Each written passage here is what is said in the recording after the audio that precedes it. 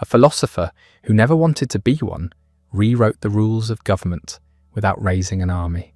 His name appears on buildings across the world, yet most people couldn't tell you what he actually did.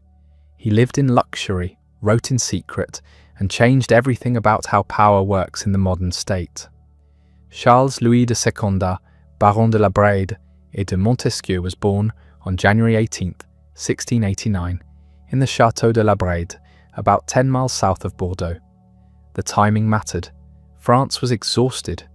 King Louis XIV had been on the throne for nearly half a century, draining the country through endless wars and extravagant building projects. The peasants starved while Versailles glittered. Into this world of extremes came a child who would spend his life thinking about why some governments worked and others collapsed under their own weight. The chateau where Montesquieu entered the world still stands today, surrounded by moats and vineyards. It's the kind of place that teaches you from birth about hierarchy, about the weight of history, about knowing your position in an ancient order. His family wasn't royalty, but they were solidly noble, the kind of people who'd held their lands for generations and expected to hold them for generations more. His father, Jacques de Secondat, was a soldier, not the kind who sought glory, but the kind who did his duty and came home. His mother, Marie-Françoise de Pesnel, brought significant wealth to the marriage through her family's estates. This wasn't a love match in any romantic sense. This was how things worked. Families merged, properties consolidated, bloodlines continued. But here's what nobody expected. When Montesquieu was 7 years old, his mother died. The boy who would later write about the laws that govern societies first learned about the law that governs all human life. Nothing is permanent. Everything changes. Even the structures that seem eternal can vanish overnight. His father remarried. The household continued. Life moved forward because that's what life does. But something had shifted in the young Charles Louis. The child who'd lost his mother early developed the habit of watching, of observing how things actually worked rather than how people said they worked. His education began at home, as it did for all noble children. Tutors came and went, teaching him Latin, Greek, the classics that every educated person was expected to know. He was good at it, more than good. The boy had a mind that absorbed information and then did something unexpected with it. He didn't just memorize, he questioned. At 11, he was sent to the Collège de Juilly, a school run by the Oratorians near Paris. This wasn't just any school. The Oratorians were different from the Jesuits, who dominated Catholic education. They believed in teaching students how to think, not just what to think. They emphasized science, modern languages, and critical reasoning. For 5 years, Montesquieu studied there. He learned history, but not as a series of dates to memorize. He learned it as a pattern, as a story of how societies rise and fall, how power shifts, how the same problems appear again and again in different costumes. The Roman Republic became the Roman Empire. The empire collapsed. New kingdoms rose from the ruins. Why? What was the pattern underneath? He graduated in 1705, at 16. The next step was obvious. He went to Bordeaux to study law. This wasn't because he burned with passion for legal work. This was what ambitious young nobles did. Law opened doors. It led to positions in government, to influence, to the kind of career his family expected. But while he studied law, something else was happening. Bordeaux wasn't Paris, but it was a major city, a trading hub, a place where ideas moved along with wine and grain. The port brought in ships from around the world. With them came news, books, stories of how other people lived. Montesquieu absorbed it all. He finished his law degree in 1708 at 19. He was now qualified for a career in the judicial system. The path forward seemed clear. Then his father died. Jacques de Secondat passed away in 1713, and suddenly the young law graduate had to think about family responsibilities, about estates, about the practical realities of managing property and tenants, and the 1,000 details that come with being a landlord in Ancien Régime France. But the real change came a year later. In 1714, his uncle, Jean-Baptiste de Secondat, died. This uncle had held an important position. He was president à mortier in the Parlement of Bordeaux, essentially a senior judge in the regional high court. These positions were bought and sold in France. They were property, passed down through families like land or furniture. The uncle had no children. He left everything to his nephew: the chateau, the estates, the fortune, and crucially, that position in the Parlement. At 25, Charles Louis inherited a judicial role that men twice his age would envy. There was a condition.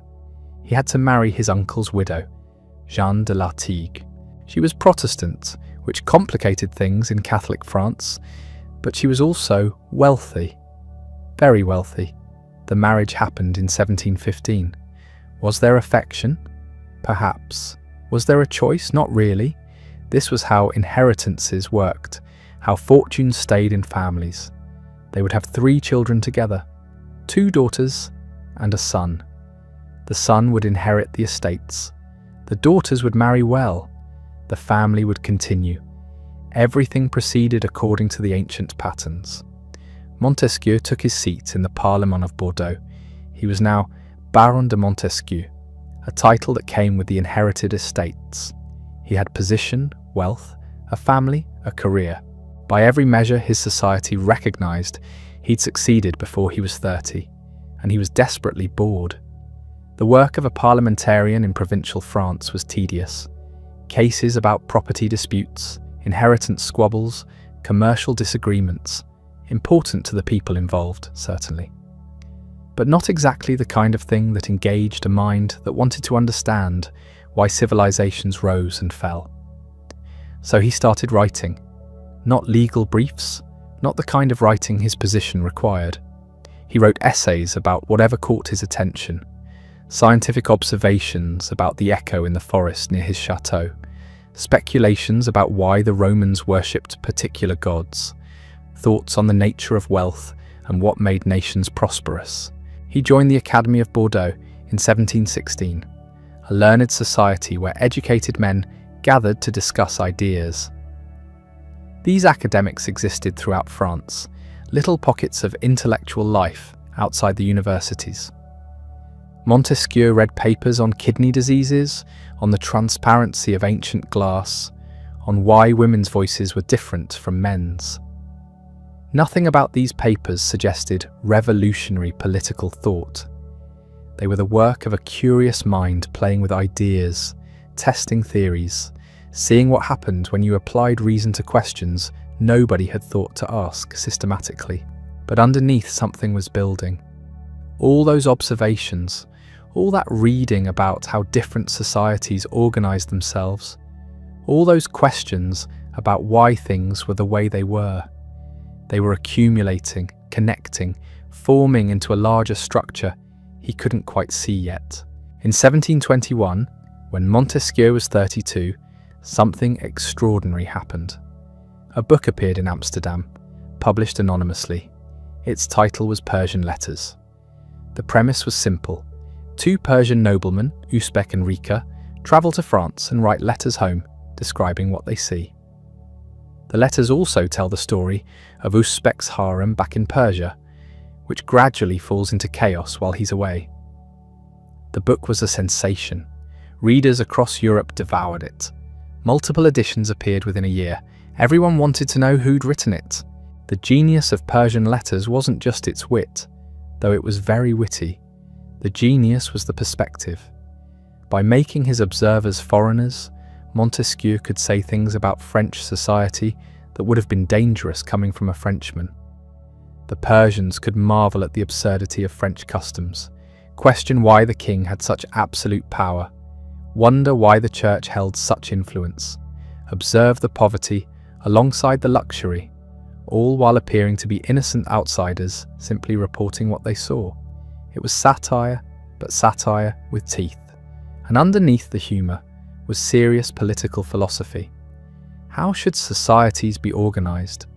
What gives rulers legitimate authority? What happens when power isn't checked by other powers? Montesquieu never officially admitted authorship during his lifetime.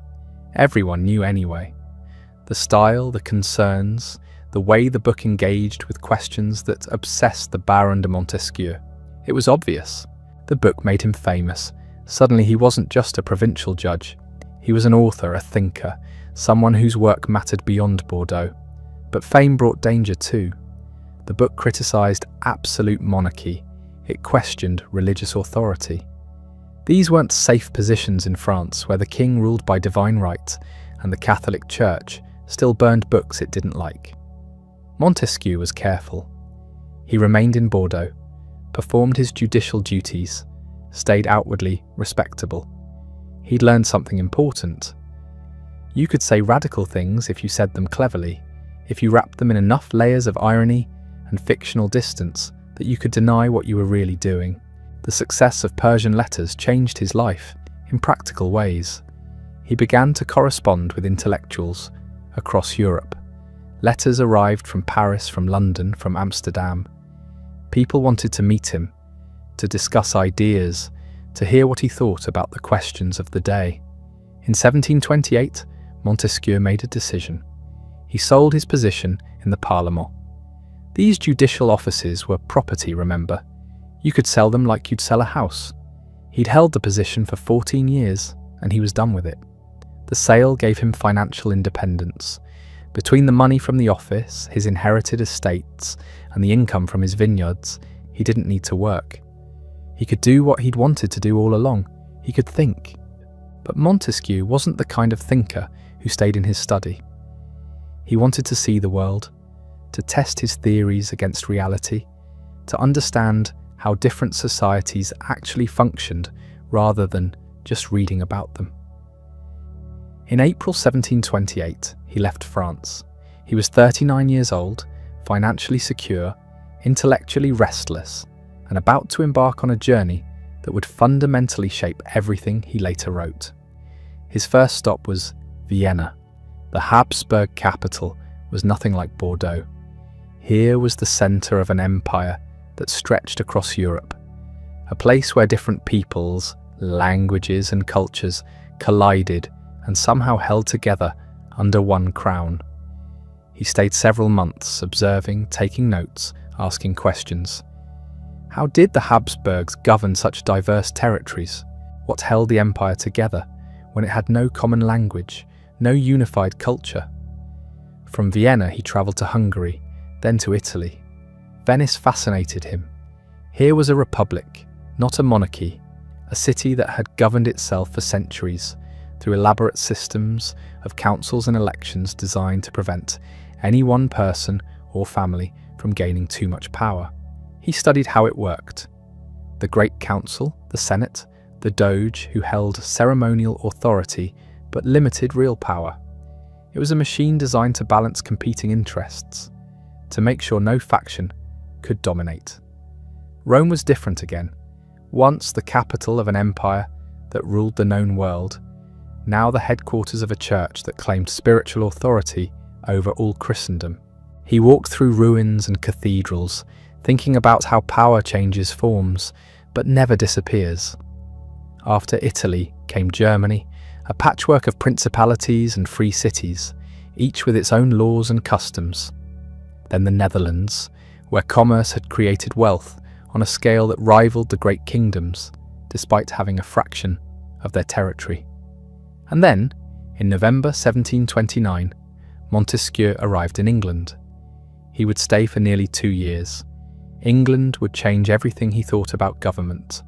London, in 1729, was the largest city Montesquieu had ever seen. Nearly 700,000 people crammed into a maze of streets that sprawled along both banks of the Thames. The noise was overwhelming. Carriages clattered over cobblestones. Street vendors shouted their wares. The air smelled of coal smoke, sewage, and the river itself, which served as highway, sewer, and commercial artery all at once.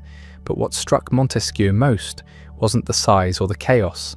It was the freedom. Walk through London and you'd see things that would get you arrested in Paris. Newspapers and pamphlets sold openly on every corner, many of them viciously attacking the government, the king, or individual ministers by name. Coffee houses where anyone with a penny could sit for hours reading these papers and arguing about politics. Theatres performing plays that mocked authority. Bookshops displaying works that would be burned by the censors back home. This wasn't anarchy. London had laws, courts, police, but something fundamental was different here. The English seemed to operate under a set of assumptions about what government could and couldn't do that had no equivalent in France. Montesquieu set out to understand why. He had letters of introduction from friends in France, and these opened doors. He was invited to dinners, to clubs, to private meetings with politicians and writers. He attended sessions of Parliament. He visited courts. He talked to merchants, lawyers, aristocrats, and anyone else who would explain how England actually worked. What he discovered was a system nobody had quite planned. The English Constitution wasn't written down in a single document. It was a collection of laws, customs, precedents, and compromises accumulated over centuries. The result looked messy. It was messy, but it functioned in ways that the neat, logical, centralised French system did not. Start with Parliament. It had two houses. The House of Lords represented the hereditary aristocracy and the bishops of the Church of England. The House of Commons represented everyone else, though everyone else meant property-owning men, maybe 2% of the population. Still, that was 2% more than had any representation in France. Parliament controlled taxation. The king couldn't raise money without their consent. This was huge. It meant the crown depended on Parliament, not the other way around, and Parliament used that leverage ruthlessly. They'd granted money for wars, then attached conditions. They'd threatened to withhold funds unless the king addressed their grievances. Over time, this dynamic had shifted power steadily away from the monarch and toward the representatives. But here's what really interested Montesquieu. Parliament didn't just control the purse, it made laws. The king could veto legislation technically, but the last time a monarch had actually done so was decades earlier. In practice, Parliament was supreme in its sphere. The courts were something else entirely. English judges were independent. They held their positions for life, couldn't be fired by the king, and their salaries were guaranteed by law. This meant they could rule against the government without fear of losing their jobs. And they did. Montesquieu attended trials where judges threw out cases brought by the crown, citing ancient rights and precedents that protected individuals from arbitrary power. He saw juries of ordinary citizens acquitting defendants the government wanted convicted. The courts operated as a separate power centre, not as an arm of royal authority. Then there was the king himself. George II ruled England, but he ruled within constraints his French counterpart would have found intolerable. He couldn't make law on his own. He couldn't tax on his own. He couldn't maintain a standing army without Parliament's annual approval. He couldn't even spend money without accounting for it to elected officials. What struck Montesquieu was how this division of power created stability rather than chaos. In France, all power flowed through the king. If the king was weak or incompetent or insane, the entire system broke down. France had experienced this repeatedly. Civil wars, regencies, royal minorities, periods when nobles fought over a throne occupied by a child or a madman. England had been through similar chaos. The Civil War of the 1640s had seen Parliament execute a king. The Glorious Revolution of 1688 had driven another king into exile. But the English had learned from these catastrophes. Instead of centralising more power to prevent disorder, they'd divided it. They'd created a system where no single person or institution could dominate completely. The genius was in the balance. Parliament checked the king checked Parliament. The courts checked both, and underneath it all was the common law, that vast body of precedent accumulated over centuries, which constrained everyone. Montesquieu spent hours in coffee houses listening to political debates. What amazed him was how openly people discussed their government's flaws. In France, Criticising the king could land you in prison. Here, members of parliament gave speeches attacking royal policy. Newspapers printed these speeches verbatim. Ordinary citizens read them and formed opinions. This wasn't because the English were inherently more free-thinking than the French. It was because the structure of government made criticism safe. A writer who attacked a minister in print might be sued for libel, but he wouldn't be arrested by royal command and thrown in the Bastille without trial. The courts would hear the case. A jury would decide. There was process, predictability, protection.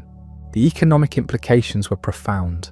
English merchants operated with confidence that the government wouldn't arbitrarily seize their property or change the rules overnight.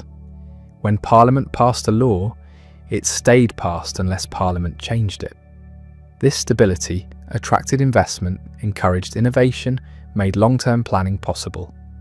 France had talented merchants and craftsmen too, but they operated in a system where a royal decree could destroy their business on a whim, where taxes changed unpredictably, where connections at court mattered more than competence. The most talented French merchants often invested their money in government offices or estates rather than in expanding their businesses because those were the only truly secure forms of property. Montesquieu saw the consequences everywhere he looked in London. The city's commercial vitality, its bustling ports, its banks and trading companies, all of it rested on a foundation of legal predictability that France lacked. He also noticed something about English society that would have been impossible in France. Class lines existed, but they were permeable.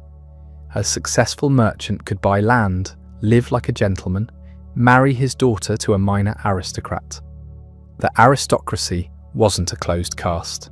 It absorbed successful commoners, renewed itself with commercial wealth. This mixing had political effects. Lords who had business interests understood trade. Merchants who owned land understood agriculture. The commons and the lords weren't completely separate worlds. Ideas and interests flowed between them.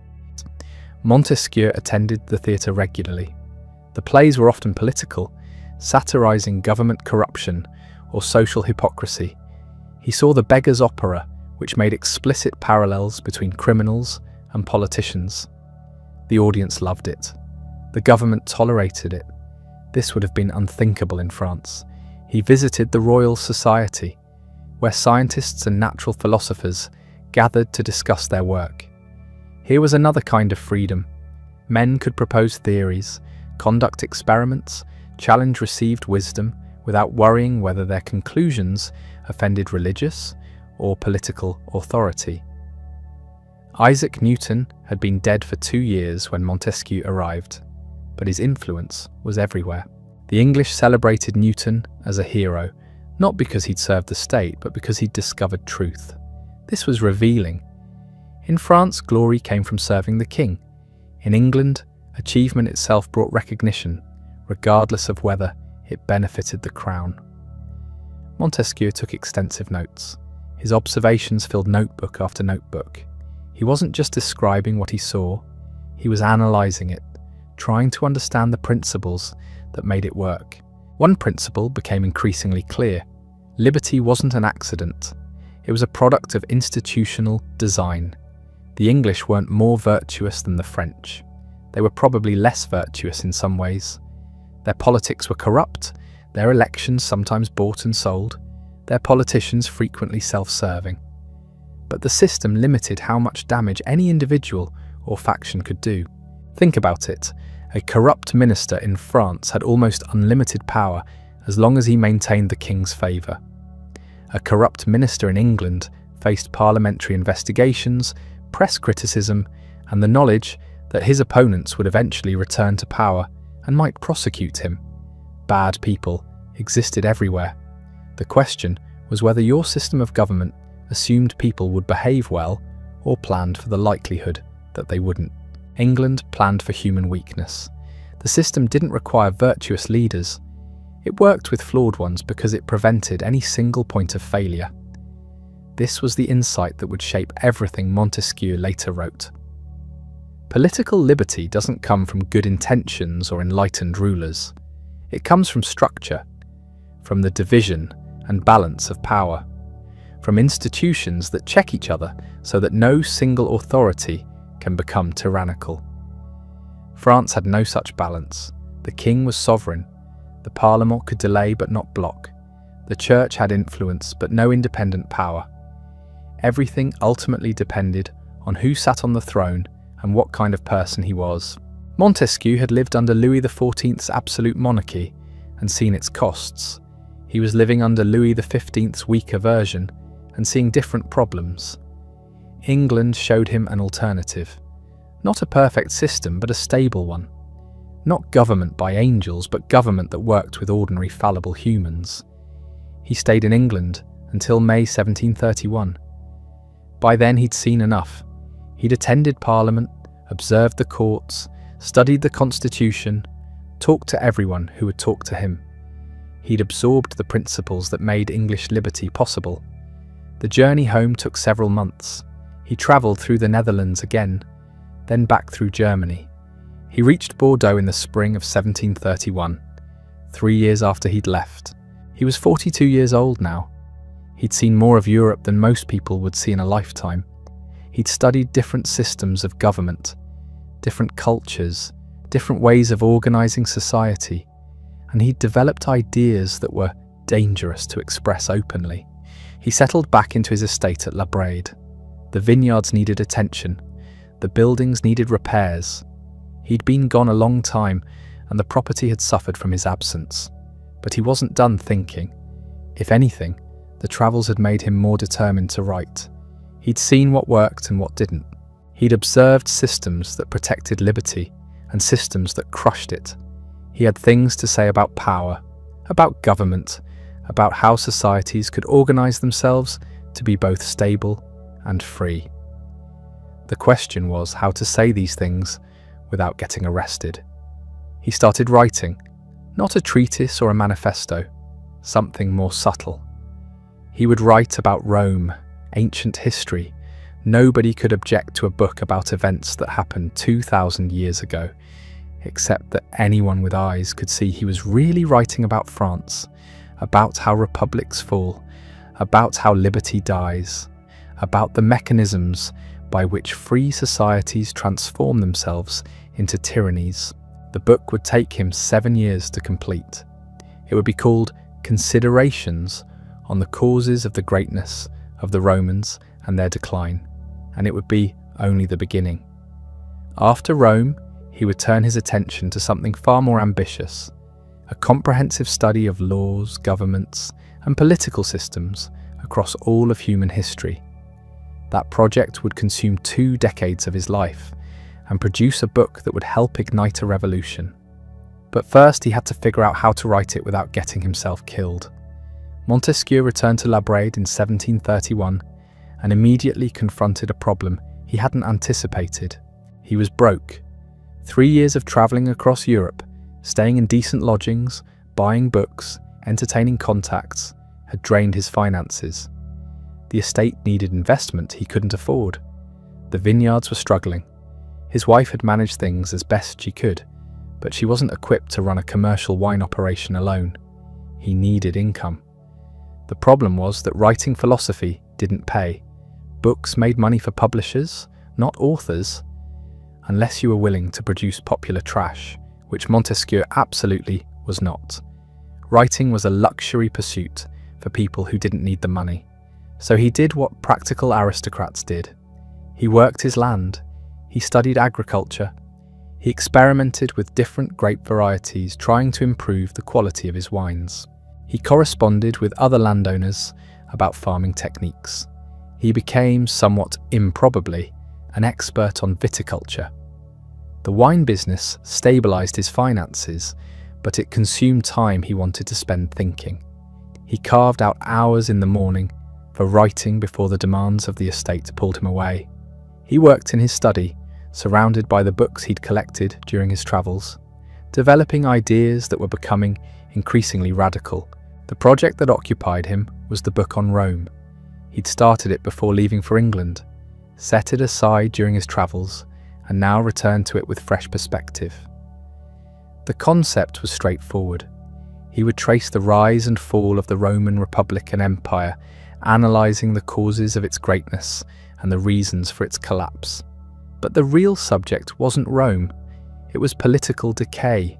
How free societies lose their freedom, how republics transform into tyrannies, how the mechanisms of liberty, if not properly maintained, become instruments of oppression. Every French reader would understand. He was describing their own country's trajectory. The Roman Senate becoming irrelevant, while emperors accumulated absolute power, the corruption of civic virtue by luxury and decadence, the replacement of citizen armies with mercenaries loyal only to whoever paid them, the collapse of institutions that once protected liberty. This was dangerous territory, but Montesquieu had learned from his earlier troubles with the Persian letters. He wrote carefully. He never explicitly compared Rome to France.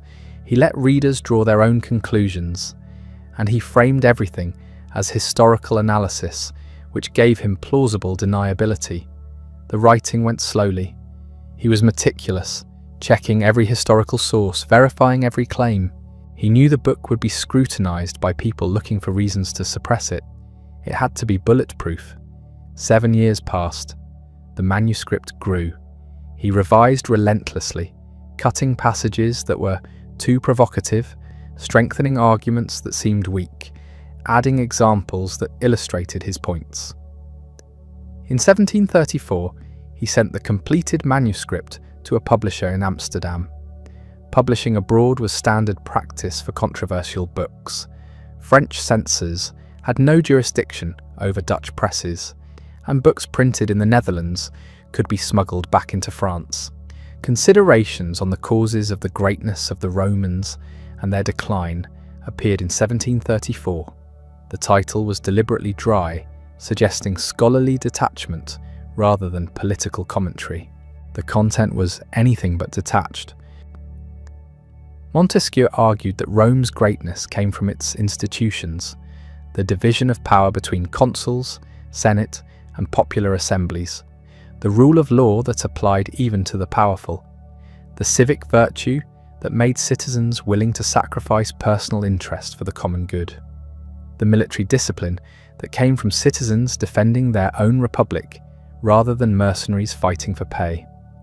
Rome fell, he argued, when these institutions decayed, when power concentrated in fewer hands, when law became whatever the emperor said it was, when civic virtue gave way to corruption and self-interest, when the army became a tool of whoever could pay it rather than defenders of republican liberty.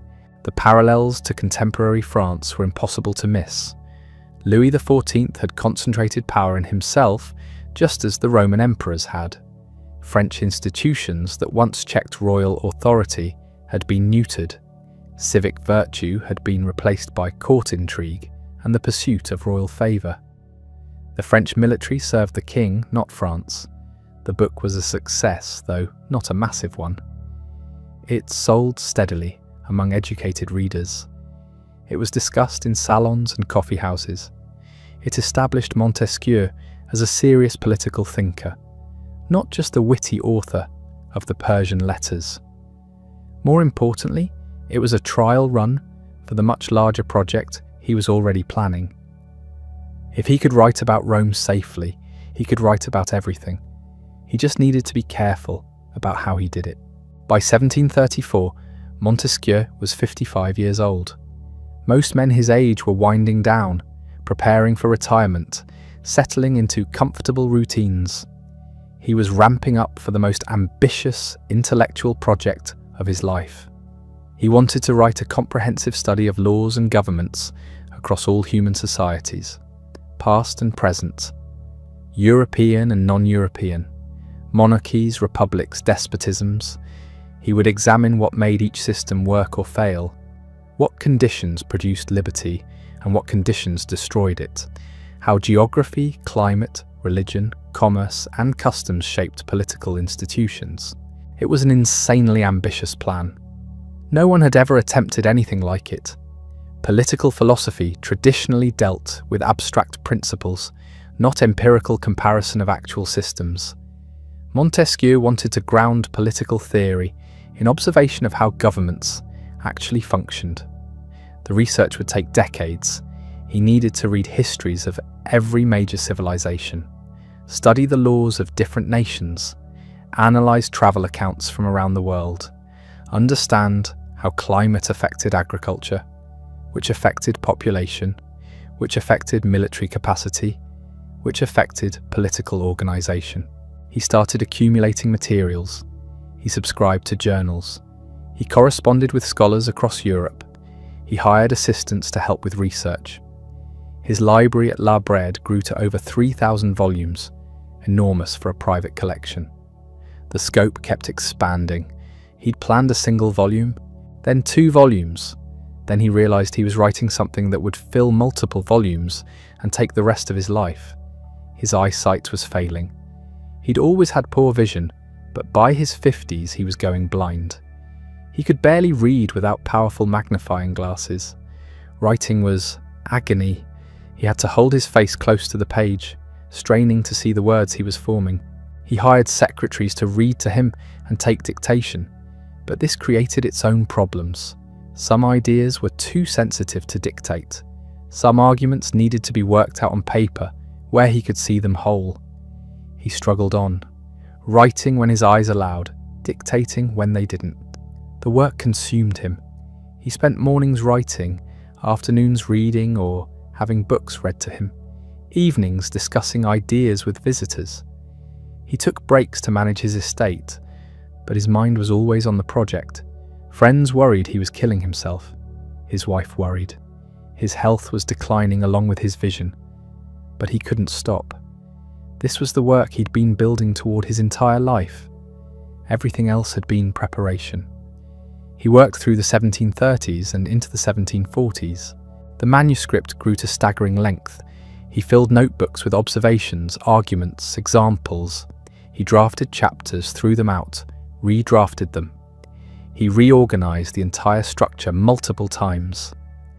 The central insight that drove everything was the idea he'd developed watching England's Parliament. Liberty doesn't come from good intentions or enlightened rulers. It comes from structure, from institutions that divide power so no one can accumulate enough to become tyrannical. But the insight needed elaboration. What kind of structure? Under what conditions? How do you create institutions that balance power without paralyzing government? How do you maintain those institutions once established? What causes them to decay? He developed a typology of governments, republics, monarchies and despotisms, each with its own organizing principle. Republics run on virtue, the willingness of citizens to put public good ahead of private interest. Monarchies run on honor, the desire for distinction and recognition within a hierarchical order. Despotisms run on fear. Each system had strengths and vulnerabilities. Republics could be virtuous but fragile, prone to faction and civil war. Monarchies could be stable but required careful balance of competing powers. Despotisms were simple but brutal, stable only through terror. Climate and geography shaped which systems could succeed where. Hot climates produced despotism because the heat made people passive and submissive. Cold climates produced free government because harsh conditions bred hardy, independent people. Moderate climates could support any system depending on other factors. This was crude by modern standards, bordering on environmental determinism, but it was sophisticated for its time, an attempt to ground political theory in material conditions rather than abstract principles. Commerce was a civilizing force. Trade required contract law, property rights, predictability. Merchant societies developed institutions that protected liberty because merchants needed liberty to operate. This was why England, a commercial nation, had developed free government, while agricultural France remained absolutist. Religion mattered too. Protestantism encouraged individual judgment and thus political freedom. Catholicism emphasized hierarchy, and submission to authority, supporting absolute monarchy. Islam, in Montesquieu's view, naturally produced despotism through its emphasis on submission to God's will as interpreted by rulers. These generalizations don't hold up to scrutiny. Catholic Switzerland was free while Protestant Prussia was absolutist. But Montesquieu was groping towards something important: the idea that culture, economy, and politics are interconnected, that you can't understand government without understanding society. The manuscript kept growing. By 1745, he had something like a complete draft, though he wasn't happy with it. The structure felt loose. Some arguments contradicted others. The whole thing needed tightening. He spent 2 more years revising, cutting redundant sections, clarifying arguments, adding examples, removing passages that were too provocative. He was 70 years old now, nearly blind, physically exhausted. But the book was nearly done. He titled it The Spirit of the Laws, because he wasn't just cataloguing legal systems. He was trying to capture the underlying principles, the spirit that animated different kinds of law in different societies. It was a deliberately vague title. It suggested philosophy rather than political commentary. Readers would discover soon enough that the book was explosive. In 1748, Montesquieu sent the manuscript to a publisher in Geneva. Again, foreign publication to avoid French censors. Again, anonymous authorship for protection. The Spirit of the Laws appeared in October 1748 in 2 volumes totaling over 1,000 pages. It was dense, difficult, organised in a way that sometimes seemed random. Montesquieu had arranged it as a series of short chapters, some only a page or 2, jumping from topic to topic. The strategy was deliberate. The fragmented structure made it harder for critics to extract and attack specific arguments. The brevity of individual chapters made the book feel less intimidating than its length suggested. The topical organisation let readers skip around, finding sections that interested them. What they found was revolutionary. Hidden in the dense prose and scholarly apparatus was a blueprint for destroying absolute monarchy and creating free government through institutional design. Book 11, Chapter 6 was the heart of it, the chapter on the English Constitution. Here Montesquieu laid out his theory of separation of powers with devastating clarity. Political liberty exists only when power is divided among different branches of government that check each other. Legislative, executive, and judicial powers must be separate. If they're combined in one person or body, liberty is impossible. England had achieved this separation. Not perfectly, but adequately. Parliament made laws. The king executed them. Independent courts judged cases. Each branch could restrain the others. No single authority could become tyrannical because the other branches would block it. France had no such separation. The king made laws, executed them, and controlled the courts. He was sovereign in every domain. This was the definition of despotism, however enlightened individual kings might be. The implication was clear.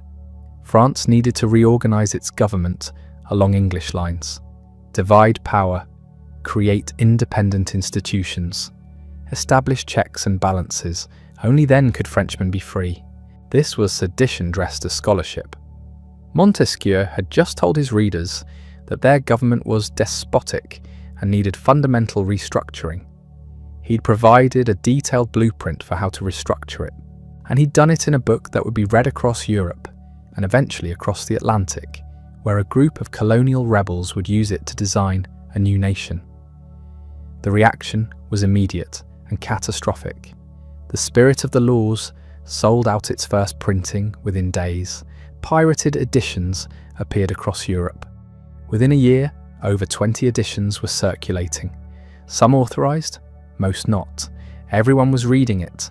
Nobles, clergy, merchants, lawyers, the educated public devoured it. This was exactly what Montesquieu had feared. The book's success made it impossible to ignore. The French authorities couldn't pretend it didn't exist. The Church moved first. In November 1751, 3 years after publication, the Faculty of Theology at the Sorbonne condemned the spirit of the laws. They compiled a list of objectionable propositions. Montesquieu's relativism about religion, his suggestion that different climates suited different faiths, his praise for pagan republics, his failure to acknowledge Christianity's absolute superiority. The list went on. The condemnation was serious. Books condemned by the Sorbonne often ended up on the papal index of forbidden books. That would ban it across Catholic Europe. Worse, royal censors might move from ecclesiastical to political charges. Sedition carried harsher penalties than heresy. Montesquieu needed to respond. Not by retreating, but by defending his work in a way that diffused the immediate threat without compromising his arguments. He published a Defense of the Spirit of the Laws in 1750. The strategy was clever. He addressed the theological objections with apparent earnestness, clarifying passages that the Sorbonne had misunderstood. He insisted he was a devout Catholic, writing as a political analyst, not a theologian. The climatic theory of religion, merely an observation about how different peoples practice faith, not a claim that all religions are equal. The praise for pagan republics, historical analysis, not moral endorsement. Christianity remained supreme, obviously. The defense was sophisticated enough to create doubt among his critics. Was Montesquieu genuinely orthodox, just misunderstood? Or was he cunningly deflecting accusations while leaving his dangerous ideas intact? Both interpretations were possible. That was the point. The tactic worked. The Sorbonne's condemnation stalled. The book remained controversial, but not officially banned in France. Montesquieu had bought himself space. But the intellectual battle was just beginning. Critics attacked from multiple directions. Defenders of absolute monarchy argued that unified power was necessary for order. Division created chaos and weakness. They pointed to English history, civil war in the 17th century, constant faction fighting, political instability. Was this the model Montesquieu recommended? Religious authorities insisted that legitimate government came from God, not institutional mechanics. Kings ruled by divine right. Creating checks on royal power was creating checks on God's appointed authority. Political philosophers in the rationalist tradition argued that Montesquieu's empiricism was shallow. He'd observed different governments and described them. Fine, but where were the universal principles? Where was the deductive reasoning from first premises? He'd given them a catalogue when they needed a system. Montesquieu's defenders, and there were many, countered that his empiricism was precisely what made the work valuable. Abstract political theories failed because they ignored reality. Montesquieu had studied actual governments, actual societies, actual history. His conclusions were grounded in evidence, not speculation. The separation of powers wasn't a utopian fantasy. It existed in England. It could be replicated elsewhere, but the most important readers weren't the professors and clerics arguing in Paris. They were across the Atlantic. In British North America, educated colonists were reading Montesquieu with intense interest. These were men with grievances against their own government, men who felt that distant British authority was becoming tyrannical, men who would soon need to design new institutions. They found in Montesquieu exactly what they needed: a theory of how to construct free government, a working model in the English Constitution, a warning about what happens when power concentrates, a vocabulary for talking about rights and liberty and institutional balance. The Spirit of the Laws became one of the most cited works in American political writing during the Revolutionary period. When the founders gathered in Philadelphia in 1787 to write the Constitution, Montesquieu's ghost was in the room. The structure they created, executive, legislative, judicial branches, each with defined powers, each able to check the others, was Montesquieuan. James Madison's Federalist Papers quoted him repeatedly. John Adams called him one of the greatest geniuses who ever lived. Thomas Jefferson owned multiple editions of his works. The American experiment in republican government was built on French intellectual foundations. Montesquieu wouldn't live to see it. His health had been declining for years. The eye problems that had plagued him since childhood worsened. By 1754, he was nearly blind. He could barely read. Writing was impossible. He spent his final months at his estate, dictating letters, receiving visitors, reflecting on a life spent thinking about how human beings could live together in freedom. He died in Paris on February 10, 1755, at age 66. The cause was fever, probably pneumonia. He'd caught cold while in the city dealing with his publisher. The illness progressed quickly. Within days he was bedridden. He asked for a priest, made confession, received last rites. Whatever his private religious doubts, he died a Catholic. The funeral was modest. He was buried in the chapel of Saint-Sulpice. No grand monuments, no state recognition. Just another aristocrat laid to rest, but his ideas were spreading like wildfire. The French Revolution was still decades away, but the intellectual groundwork was laid. When revolutionaries began dismantling the old regime in 1789, they did it with Montesquieu's vocabulary: separation of powers, checks and balances, constitutional limits on authority. The Declaration of the Rights of Man and Citizen echoed his principles. The Revolutionary Constitution of 1791 tried to implement them, though poorly. Later revolutionary governments abandoned separation of powers for concentrated authority, proving Montesquieu's point about what happens when power isn't divided. But beyond France, beyond the specific mechanics of government design, Montesquieu had changed how people thought about politics itself. Before him, political philosophy was largely about finding the best form of government, the ideal system that would work everywhere. After him, it became about understanding that different societies need different institutions, that climate, culture, history all shape what's possible politically, that you can't impose systems from the outside. They have to grow from local conditions.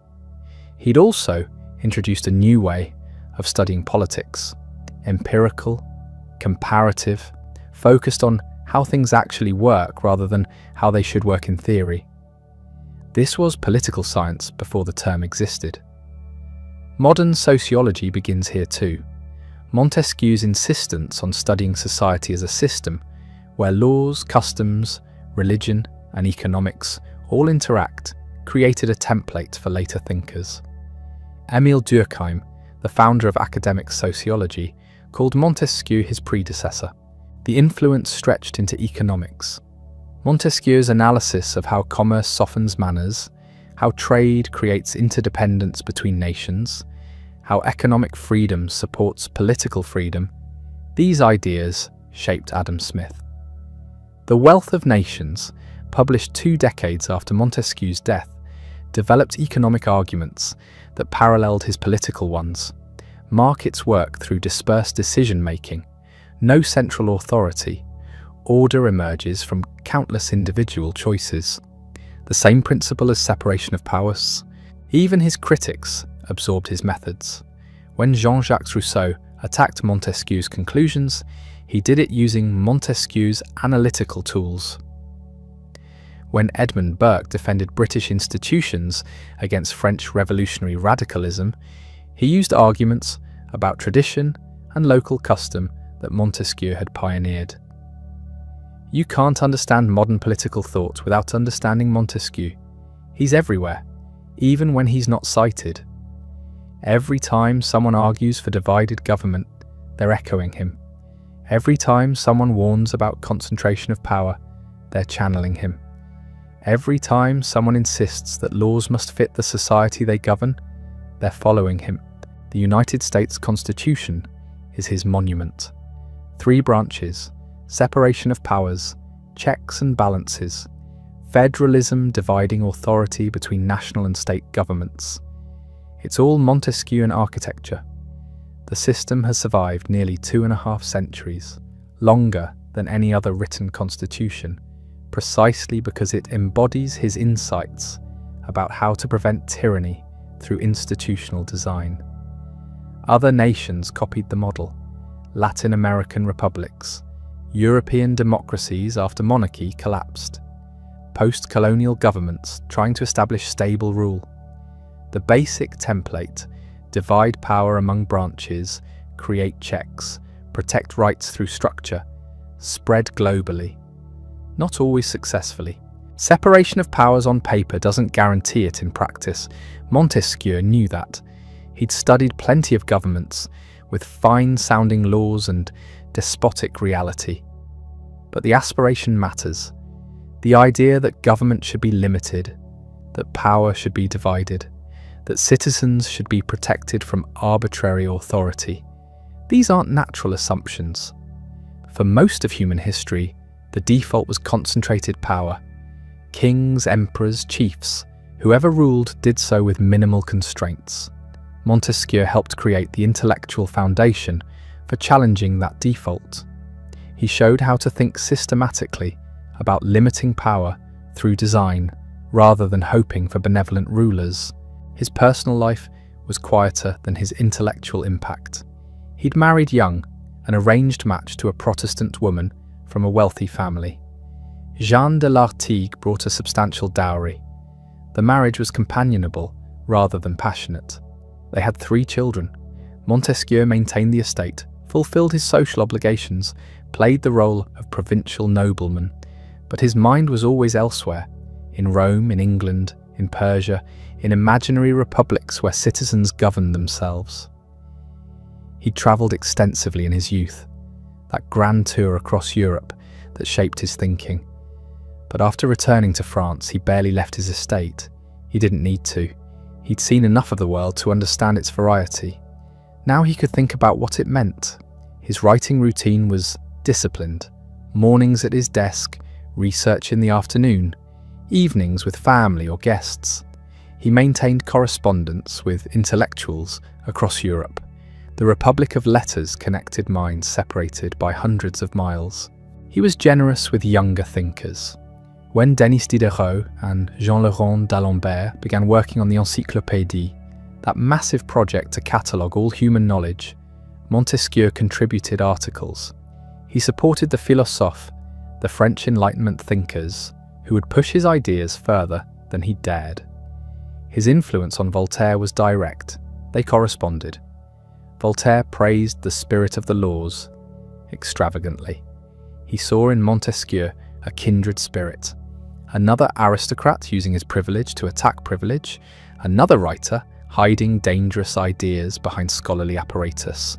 The philosophical partnership between Montesquieu and Voltaire represented something new in European intellectual life.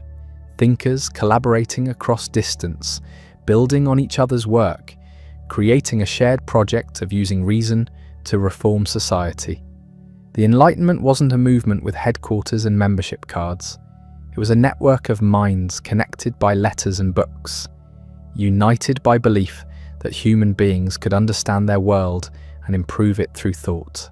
Montesquieu didn't live to see how far that project would go. The full Enlightenment flowering came after his death. The French Revolution, the American Revolution, the gradual spread of liberal democracy, all happened later, but the seeds were planted in the spirit of the laws.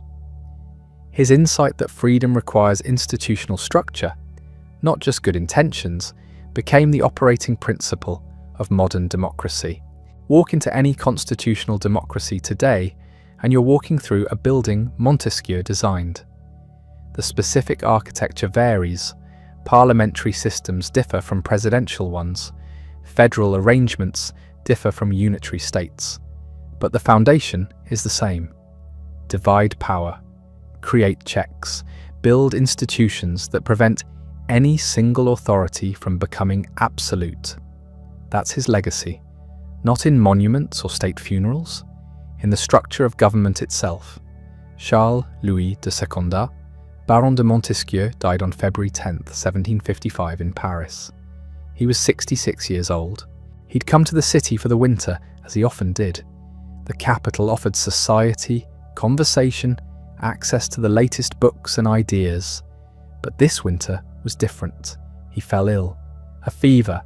It progressed rapidly. Within days he was bedridden. Friends visited, priests came.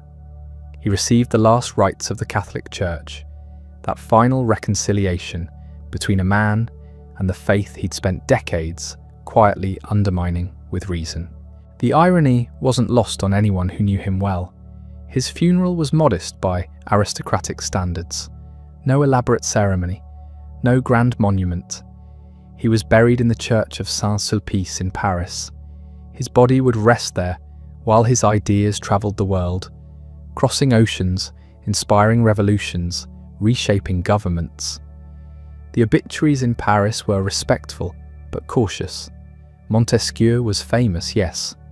The spirit of the laws had made him one of Europe's most discussed thinkers. But he was also controversial. The church had condemned his work. The authorities watched his followers. Praising him too enthusiastically might attract unwanted attention. So the tributes were measured. They acknowledged his brilliance, his erudition, his contribution to political philosophy.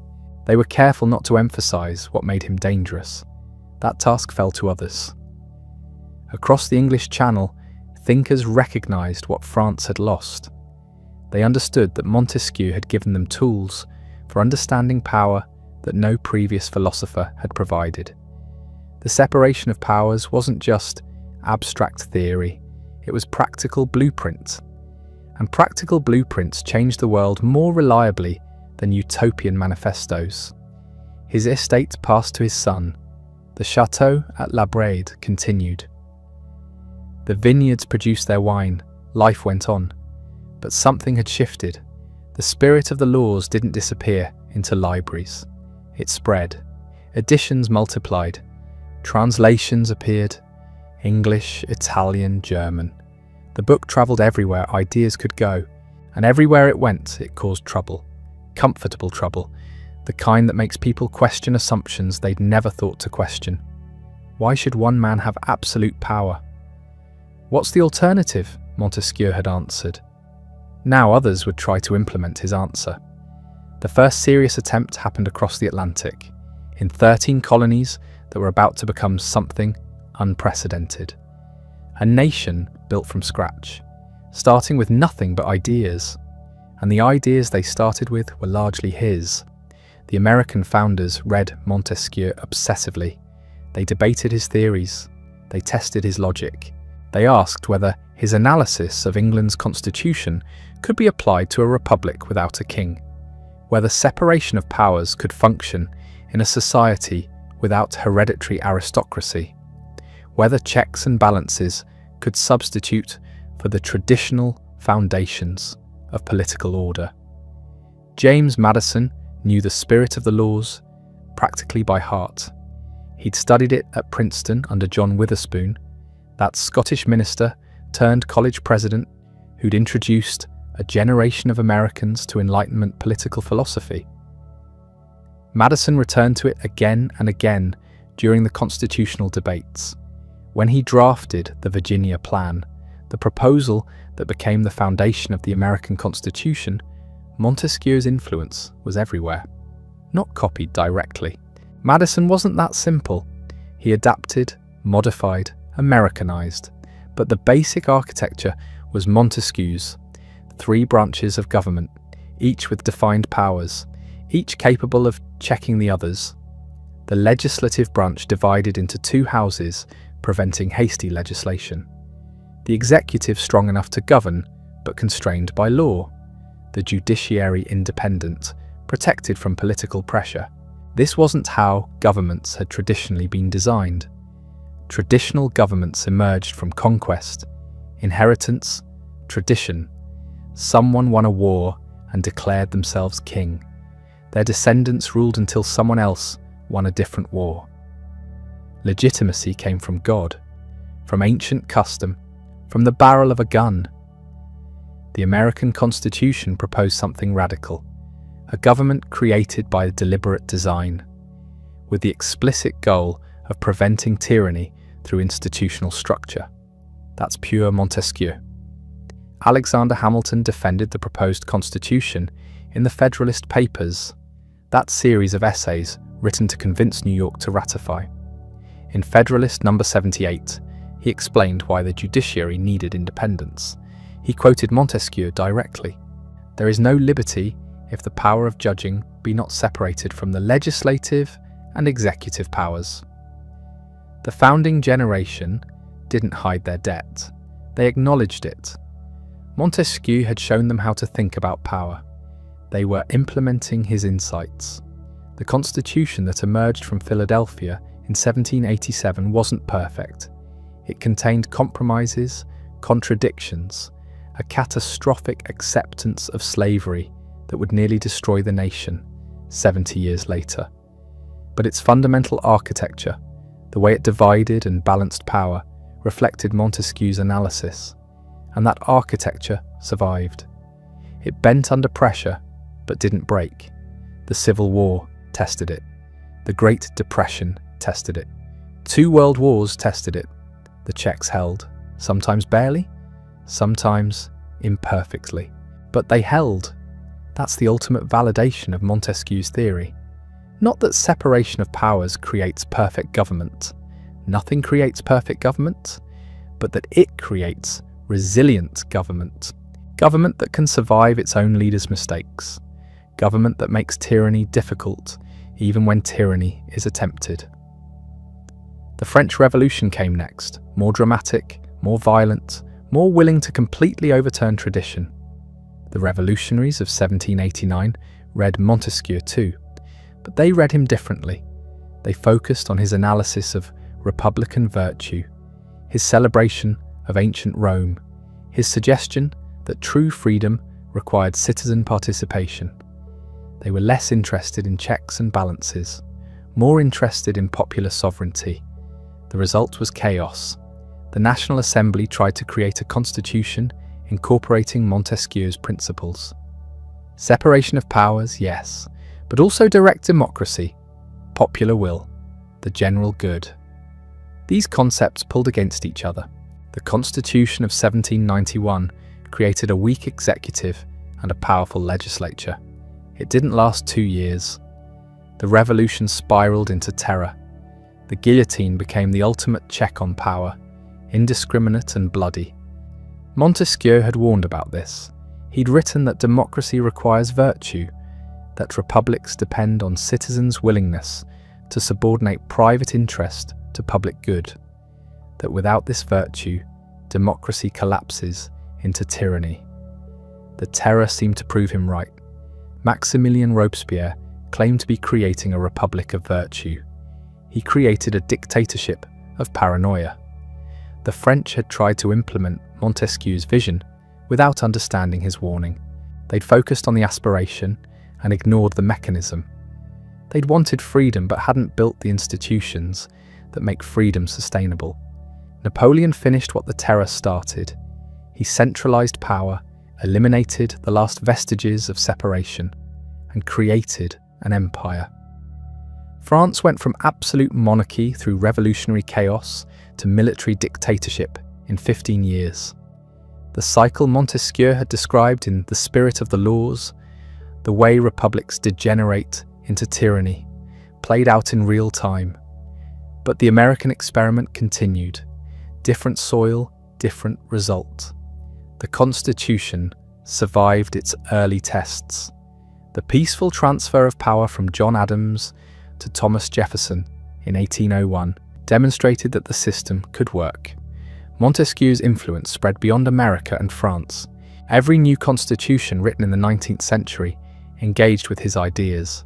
Some adopted them fully, others rejected them, but none could ignore them. Latin American republics, breaking free from Spanish colonial rule, debated how to structure their governments. Simón Bolívar studied Montesquieu. He understood the theory.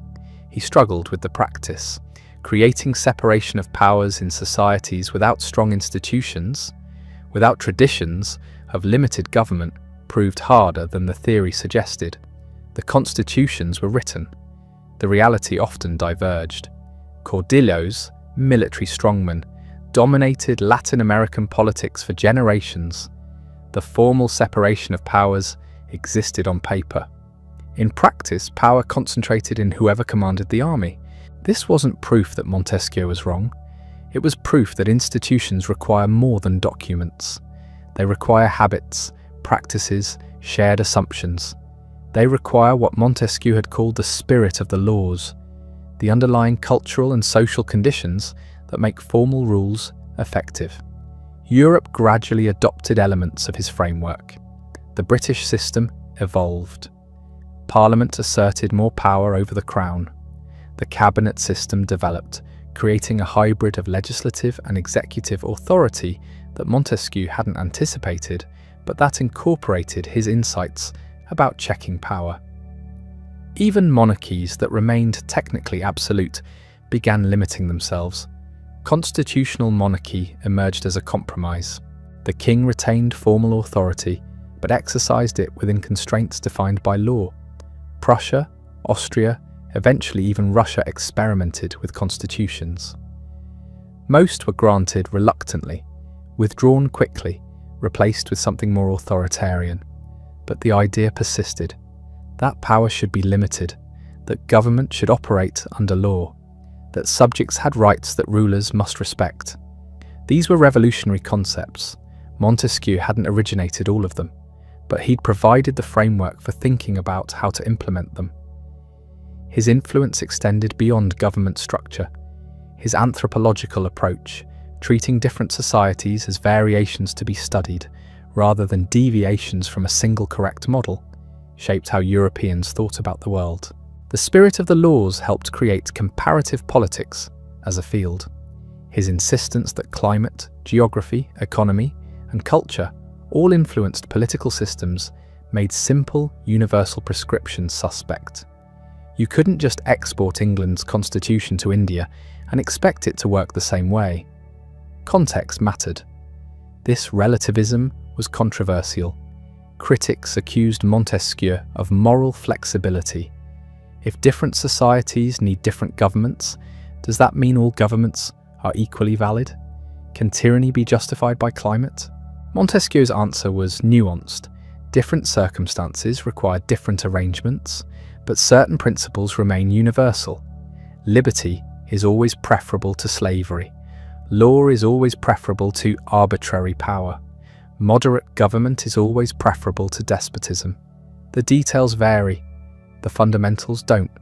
This balance between universalism and relativism, between insisting on certain absolute values while acknowledging that their implementation varies, became characteristic of liberal political thought.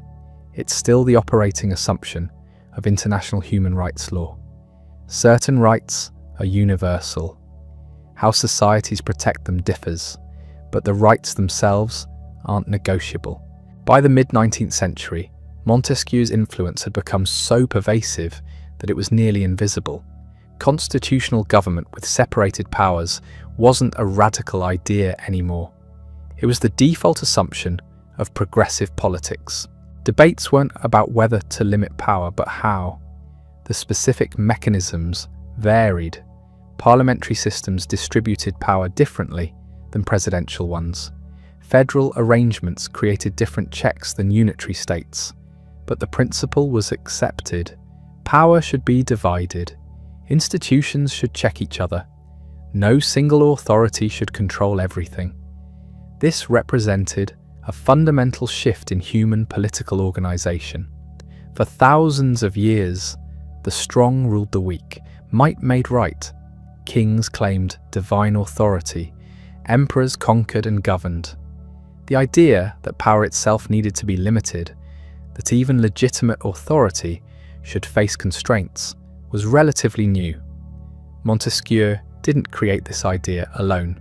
English thinkers had developed it. American colonists had practiced it. But Montesquieu systematized it.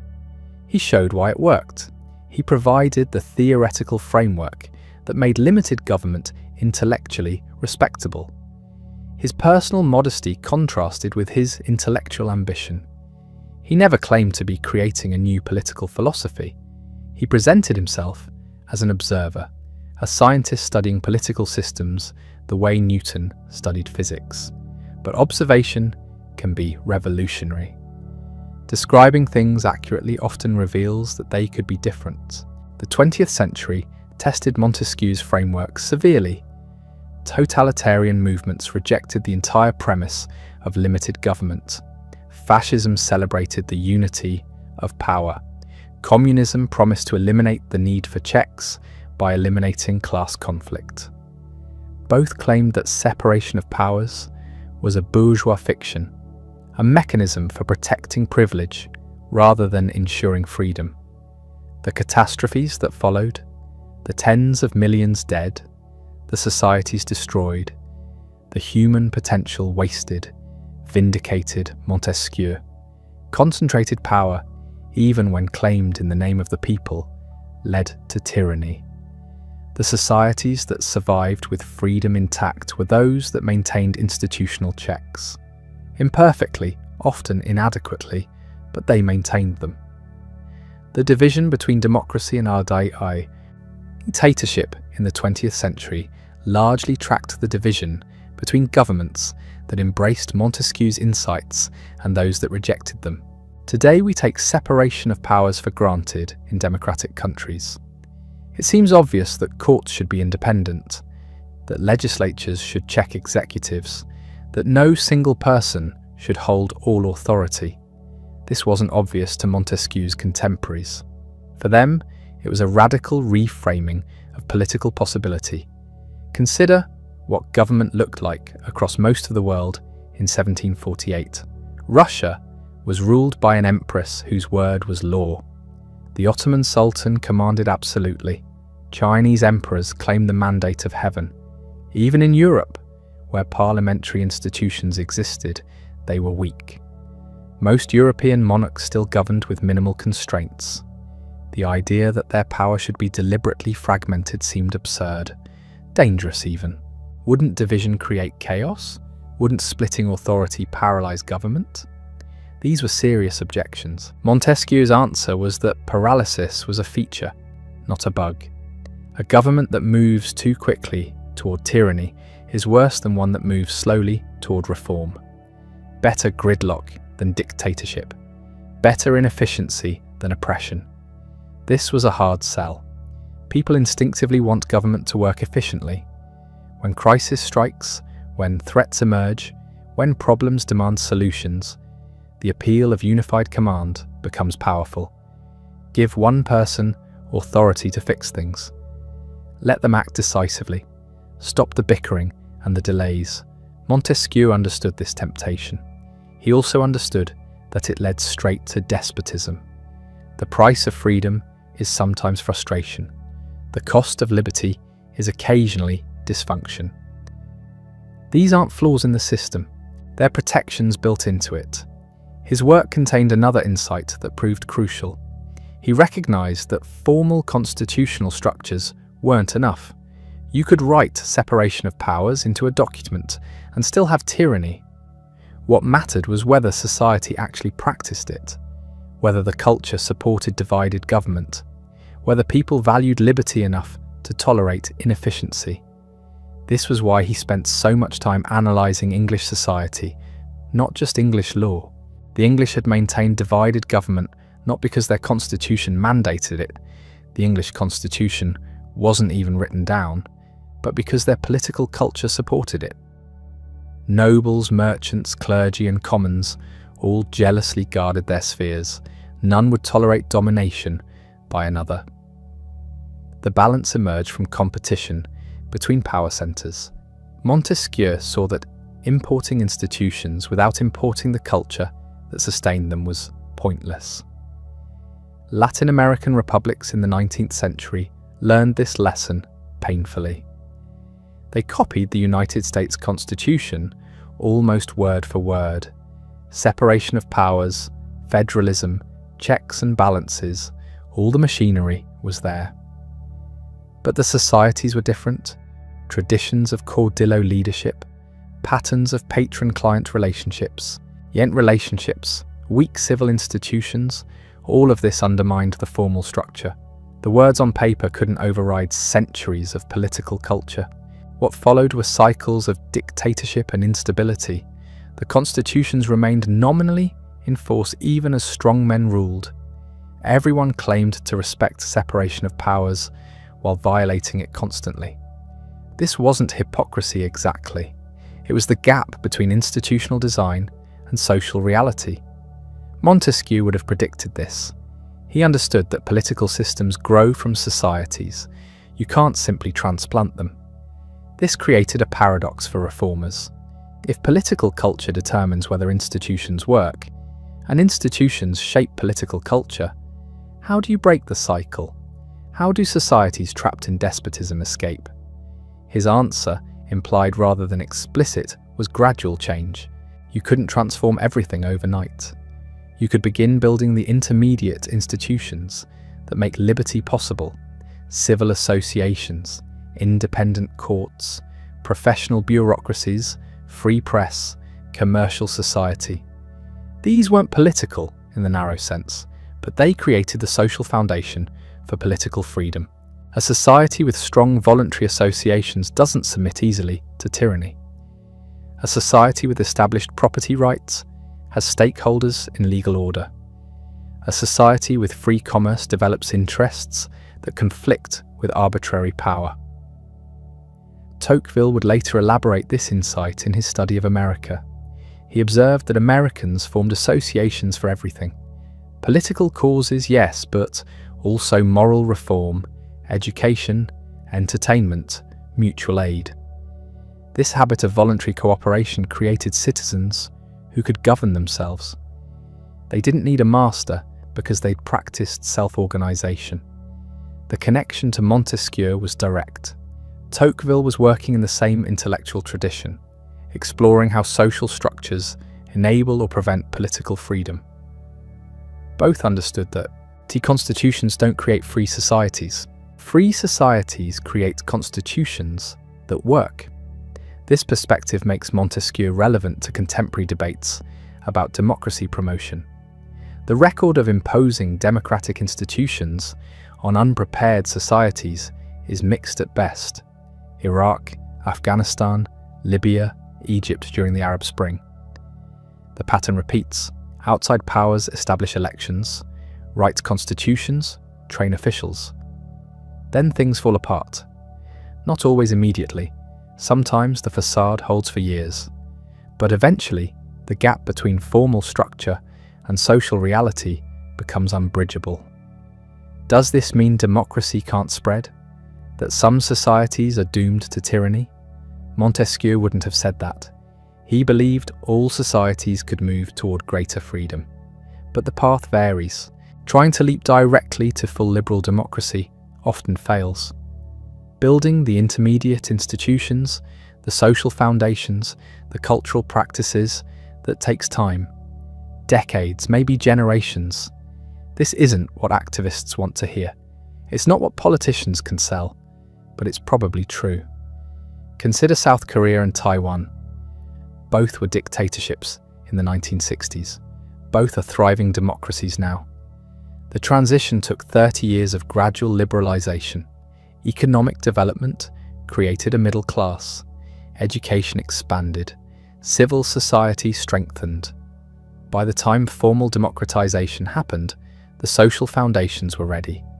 The institutions could take root because the soil had been prepared. Contrast that with Russia after communism's collapse. Democratic institutions were imposed almost overnight. Elections, political parties, independent media, private property. All the formal structures appeared rapidly, but the social foundations were absent. 70 years of totalitarianism had destroyed civil society. Trust was non-existent.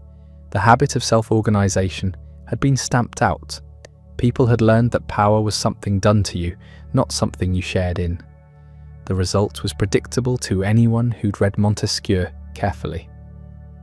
The formal democracy collapsed, not immediately, but steadily. Power concentrated again. Checks eroded. The constitution remained on paper, while practice diverged. Within 2 decades, Russia had returned to authoritarianism with democratic decoration. This isn't deterministic. Societies can surprise us, but patterns exist, and Montesquieu identified them with remarkable clarity. His framework explains why democracy succeeds in some places and fails in others better than most contemporary political science. Because he understood that politics emerges from society, not from blueprints, his influence on legal thought was equally profound. The concept of judicial independence, now considered fundamental to rule of law, draws heavily on his work. If courts are to check executive and legislative power, they must be insulated from political pressure. Judges need secure tenure. Their decisions need protection. The judiciary needs institutional autonomy. None of this was obvious. In 1748, courts were generally seen as extensions of royal power. Judges served at the monarch's pleasure. Law was a tool of governance, not a constraint on it. Montesquieu argued for something radically different. He envisioned courts as independent arbiters, applying fixed laws impartially. This required judges who couldn't be removed for unpopular decisions. It required laws that didn't change with each ruler's whim. It required a legal profession with its own standards and traditions.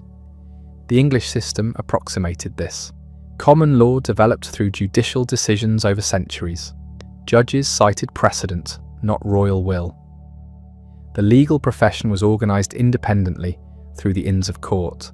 Lawyers owed primary allegiance to law itself, not to particular patrons. Montesquieu saw this as essential to English liberty. Without independent courts, there was no real law, only the preferences of whoever held power. Property rights were meaningless if officials could seize assets arbitrarily. Contracts were worthless if authorities could rewrite them. Commerce required legal predictability. Freedom required legal protection. Both required independent courts. This insight shaped constitutional design across the democratic world. The United States gave federal judges life tenure explicitly to insulate them from political pressure. France, after revolution's chaos, eventually established an independent judiciary. Even countries without formal separation of powers recognized that courts needed autonomy.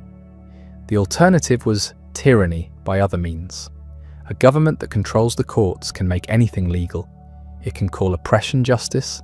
It can dress tyranny in law's clothing.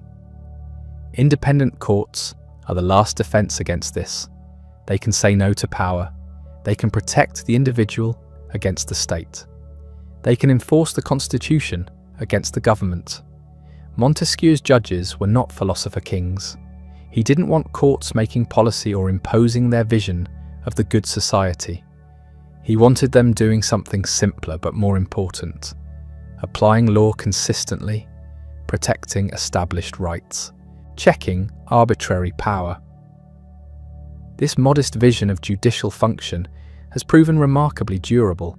Even countries that expanded judicial power beyond what Montesquieu envisioned, giving courts authority to review legislation and interpret constitutions broadly, still operate within his basic framework. Courts check other branches. They apply law independently.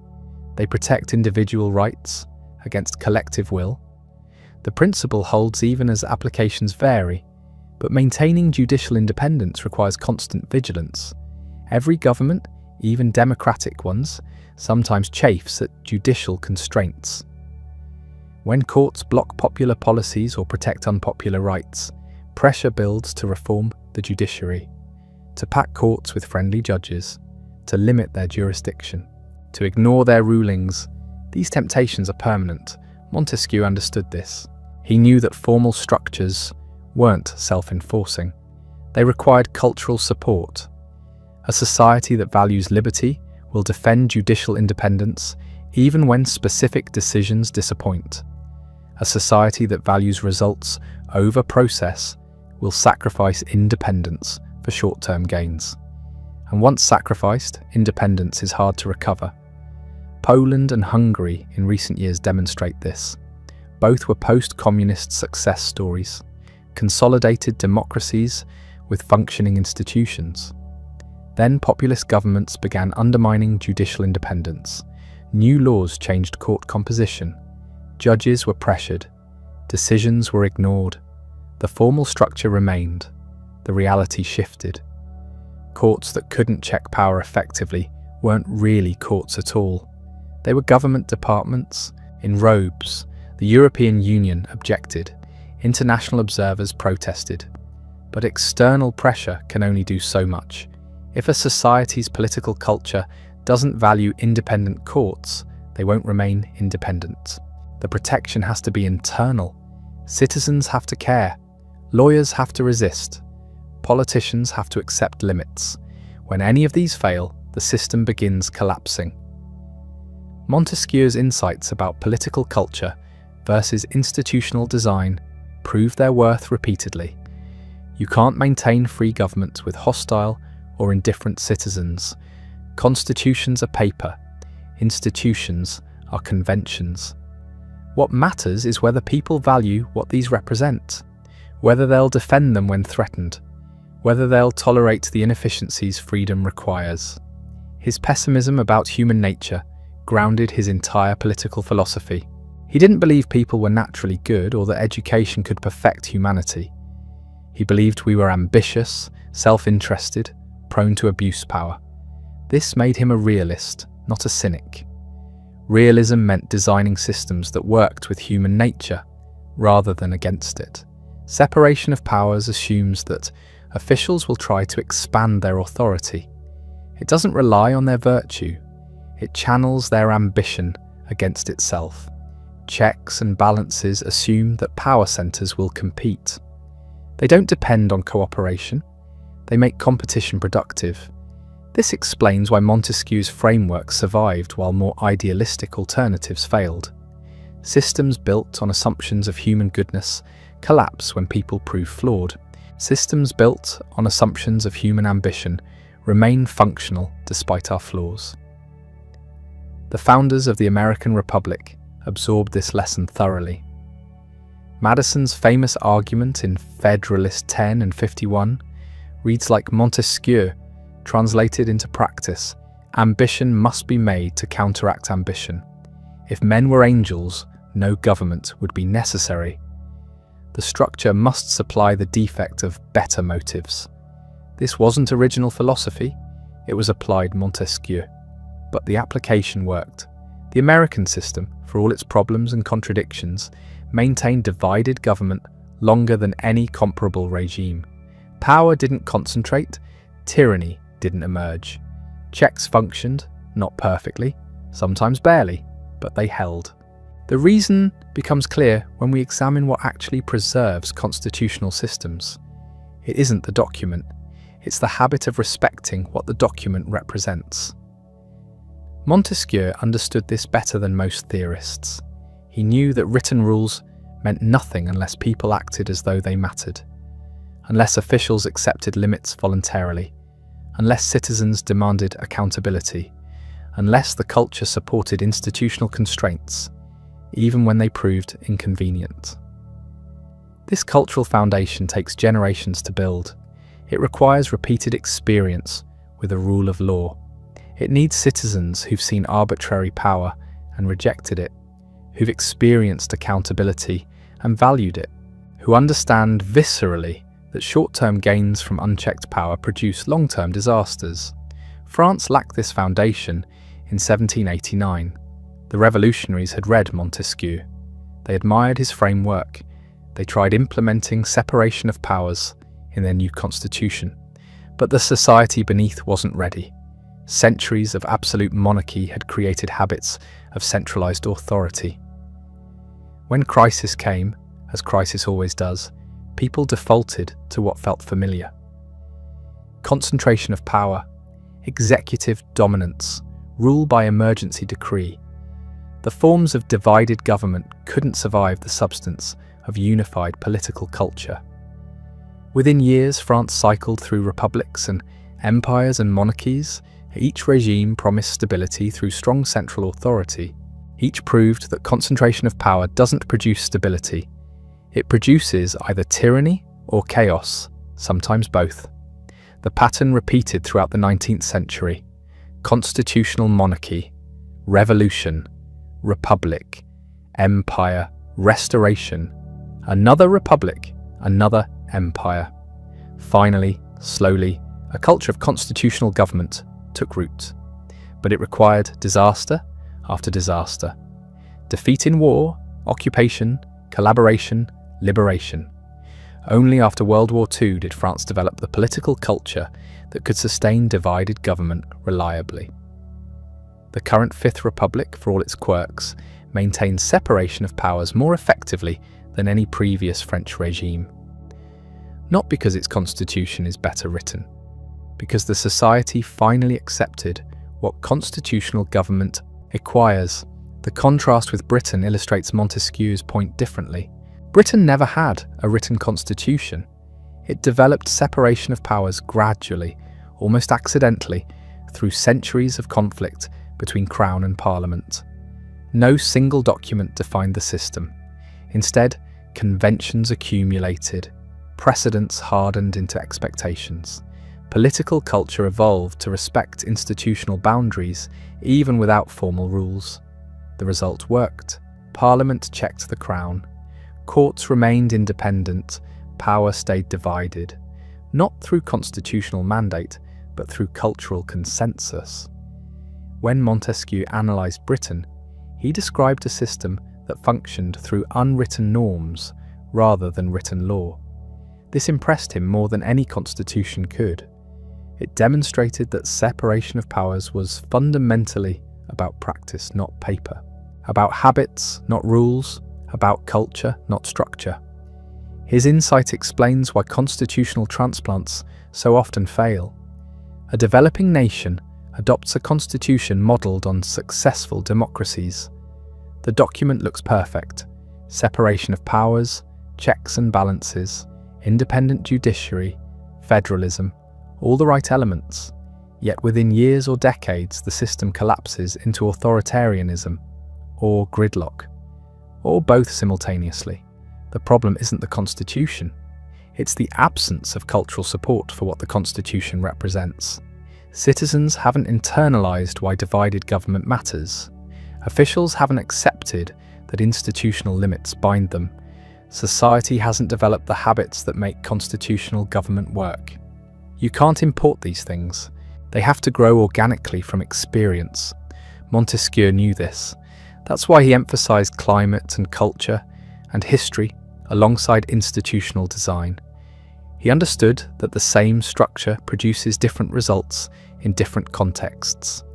Not because the structure changes, but because the human material it works with varies. This makes constitutional engineering frustratingly uncertain.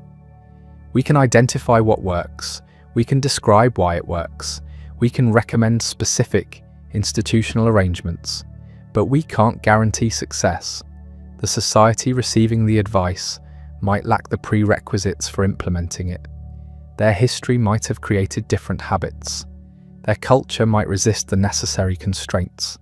Their circumstances might make divided government impractical. Does this mean we should abandon the effort? Montesquieu didn't think so. He believed that understanding principles of good government mattered even when application proved difficult. That knowing what preserves liberty helps even when liberty remains threatened. That clear analysis of political systems serves societies ready to use it. His own work demonstrates this. The spirit of the laws influenced constitutional thinking across centuries and continents. Not because it provided a simple blueprint, because it offered sophisticated analysis that serious reformers could adapt to their circumstances. The American founders adapted it brilliantly. The French revolutionaries misapplied it tragically. Both read the same text. The difference lay in their situations, not Montesquieu's analysis. His framework required certain conditions to function. America possessed those conditions. France didn't. Yet eventually, France developed them. partly by studying why their early attempts failed.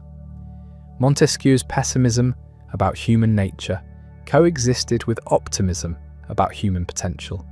He believed we were fundamentally flawed, prone to abuse power, incapable of sustained virtue. But he also believed we could design systems that compensated for our flaws, that recognized our weaknesses and built around them, that channeled our vices toward productive ends. This balanced view feels more relevant than ever. Modern political discourse swings between naive faith in human goodness and cynical assumption of universal corruption. Montesquieu rejected both extremes. People aren't angels, but we're not demons either. We're ambitious, self-interested, sometimes noble, often petty, always complicated. Systems that work acknowledge this complexity. They don't require saints, they don't assume villains.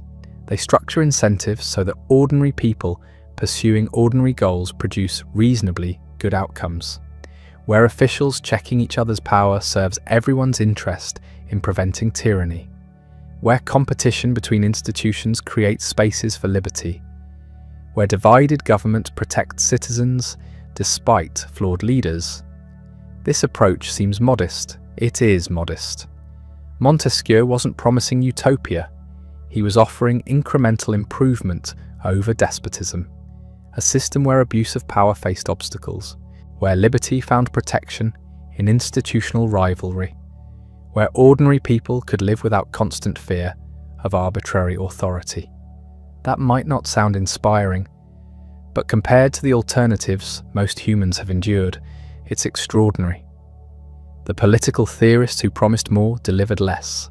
Rousseau's vision of perfect democracy produced the terror. Marx's classless society produced the gulag. Utopian dreams became dystopian nightmares with disturbing regularity. Montesquieu's modest realism aged better. His framework didn't promise to perfect humanity. It offered to restrain the powerful, to divide authority, to create spaces where liberty might flourish despite human imperfection. These limited goals proved achievable. Societies that followed his advice didn't become paradises. They became places where citizens enjoyed unprecedented freedom, where government remained limited, where power stayed divided, where tyranny faced institutional obstacles. The success was real, even if incomplete. Montesquieu would have expected incomplete success. He knew that no system works perfectly, that every structure has flaws, that human ingenuity finds ways around even clever constraints, but imperfect protection beats no protection. Divided government sometimes fails. Unified government always threatens liberty. The choice isn't between perfect freedom and flawed freedom. It's between flawed freedom and reliable tyranny. His analysis of different government types reinforced this point. He examined republics, monarchies, despotisms. Each had characteristic virtues and vices. Each suited certain circumstances. Each faced particular dangers. But despotism stood apart. It was uniquely corrupting, uniquely unstable, uniquely dangerous to human flourishing. The despot wielded unlimited power. This sounds like strength. It's actually weakness. Unlimited power means unlimited responsibility. Every failure reflects on the ruler. Every problem demands his solution. Every crisis requires his attention. No human can bear this burden. The despot becomes paranoid. He sees threats everywhere. He trusts no one. He rules through fear because fear is all he has. His subjects obey from terror, not loyalty. They wait for opportunities to rebel. They undermine authority whenever possible. The regime survives through constant surveillance and periodic purges. This isn't stable government. It's permanent crisis. Montesquieu described despotism as the natural state where power concentrates absolutely, where one person rules without law or institutional constraint, where fear replaces all other political principles. He saw it in Asian empires. He saw it in moments of European history. He saw it as a permanent possibility lurking beneath every political system.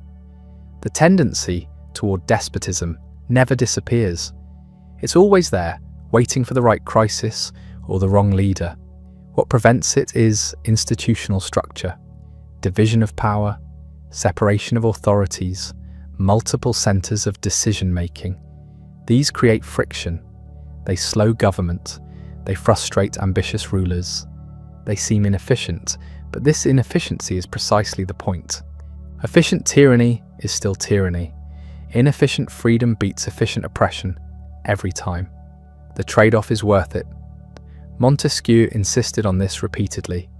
Liberty requires accepting inconvenience, tolerating delays, enduring political conflict, watching policies fail, because no single authority can impose solutions. This frustrates people who want quick action, who see problems demanding immediate attention, who believe that if only the right person held power, everything could be fixed. They're wrong. The right person doesn't exist, and even if they did, concentrating power in their hands would corrupt them, or their successors, or the institution they created. The temptation to centralize authority for good purposes is permanent. It must be resisted permanently. Every crisis produces calls for emergency powers, for temporary dictators, for suspending normal procedures. Sometimes these calls seem reasonable. The crisis might be real. The danger might be urgent. Normal procedures might be too slow. But emergency powers rarely remain temporary. Temporary dictators rarely relinquish authority voluntarily. Suspended procedures often stay suspended. The crisis that justified concentration of power fades. The concentration remains. Montesquieu warned against this pattern. He'd seen it throughout history, Rome's dictatorship destroying the Republic, revolutionary France's Committee of Public Safety becoming tyrannical, every regime that promised temporary concentration of power for emergency purposes. Most never returned to divided government. The emergency became permanent. The temporary became eternal. The exception became the rule. This doesn't mean emergencies should be ignored. It means they should be handled within existing structures, through divided government, with checks and balances maintained, even when this proves difficult. The difficulty is the price of liberty. Pay it or lose what you're trying to protect. Modern democracies still struggle with this balance. Terrorism produces security measures that expand executive power. Economic crises generate demands for decisive action, unconstrained by legislative debate. Pandemics create pressure for emergency rule. Each crisis tests whether societies value divided government enough to maintain it under stress. Some pass, some fail. The ones that pass aren't necessarily stronger or richer or better governed in normal times. They're the ones where political culture deeply values institutional constraints, where citizens understand viscerally that concentrated power poses greater danger than any specific crisis, where officials accept limits even when limits seem counterproductive. This cultural foundation can't be taught in a single generation. It requires repeated experience with the consequences of unchecked power. It needs societies that have lived through tyranny and rejected it, that have seen emergency measures become permanent and learned to resist them, that understand the difference between temporary crisis response and permanent constitutional change. Montesquieu's framework helps societies think clearly about these distinctions. It provides vocabulary for analysing power. It offers principles for evaluating institutional arrangements. It explains why certain structures protect liberty while others threaten it. But it can't substitute for the cultural habits that make structures work. The same constitutional design functions differently depending on who implements it. A society habituated to divided government maintains it. A society habituated to centralized authority abandons it. The formal rules matter less than the informal practices surrounding them. This explains why constitutional reform so often disappoints. New rules don't change underlying habits. New structures don't transform political culture. Real change requires both institutional reform and cultural evolution. The institutions create frameworks. The culture determines whether frameworks function. Montesquieu gave us the analytical tools for designing good institutions, but he also warned that good design alone isn't sufficient. The society must be ready, and readiness takes time. Cultural evolution can't be rushed, but it can be guided. Montesquieu understood this. He never promised quick transformations. He never suggested that reading the right book would instantly create good government.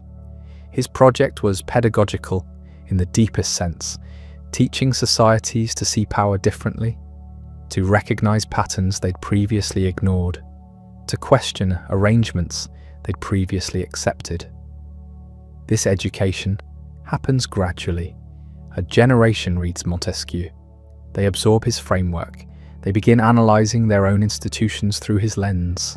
They notice concentrations of power they hadn't seen before. They understand why certain arrangements produce certain outcomes. They start conversations. They write pamphlets. They propose reforms. The next generation inherits these conversations. The framework becomes familiar. The vocabulary enters common discourse. Ideas that seemed radical become conventional wisdom.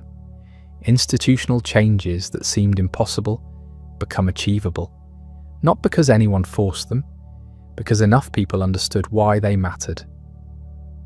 This process took decades in England. It took longer in France. It happened differently in America. Each society adapted Montesquieu's principles to its own circumstances. Each found its own path toward divided government. Each made mistakes along the way, but the direction was consistent: movement toward institutional constraints on power, away from arbitrary rule, toward predictable procedures. This movement wasn't inevitable. Many societies read Montesquieu without implementing his ideas. Many understood his principles without accepting them. Understanding doesn't guarantee agreement. Some political cultures resist divided government. They prefer unified command. They distrust institutional constraints. They view checks and balances as obstacles rather than protections. For these societies, Montesquieu's framework explains why their governments function as they do, but it doesn't persuade them to change. The analytical tools work regardless of political preference. You can use Montesquieu's categories to understand any government. You can map its power structures. You can predict its tendencies. You can identify its vulnerabilities. Whether you approve of what you find is a separate question. This analytical neutrality makes Montesquieu's work powerful across political divides. Conservatives use his framework to defend traditional institutions. Progressives use it to critique concentrations of wealth and power. Libertarians use it to argue for minimal government. Each group finds support for different conclusions, but they share common vocabulary. They analyze power using similar categories. They recognize the same structural patterns even when they evaluate them differently. This shared framework enables productive disagreement. When people argue about whether some institution concentrates too much power, they're at least arguing about the same thing. They agree on what constitutes concentration. They differ on where to draw lines. That's genuine debate. Not talking past each other. Not using incompatible frameworks. Not arguing about fundamentally different conceptions of government. The alternative is worse. Without shared categories for analysing power, political debate becomes chaotic. People advocate positions without understanding their institutional implications. They support measures that undermine their own goals. They oppose measures that would advance their values, all because they lack tools for thinking clearly about power. Montesquieu provided those tools. His framework continues working 3 centuries later, not because he solved every problem, not because his specific proposals always succeeded, because he gave us categories for thinking, ways of analysing government that transcend particular historical moments, principles that apply to monarchy and democracy alike.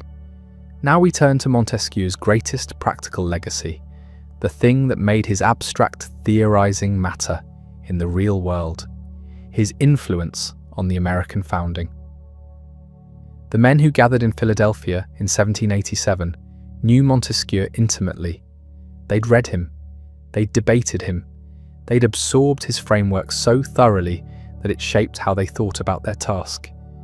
When they designed the Constitution, they built directly on his principles, not slavishly copying, not implementing every detail, but using his categories, working within his framework, accepting his core insights about power. James Madison was particularly steeped in Montesquieu.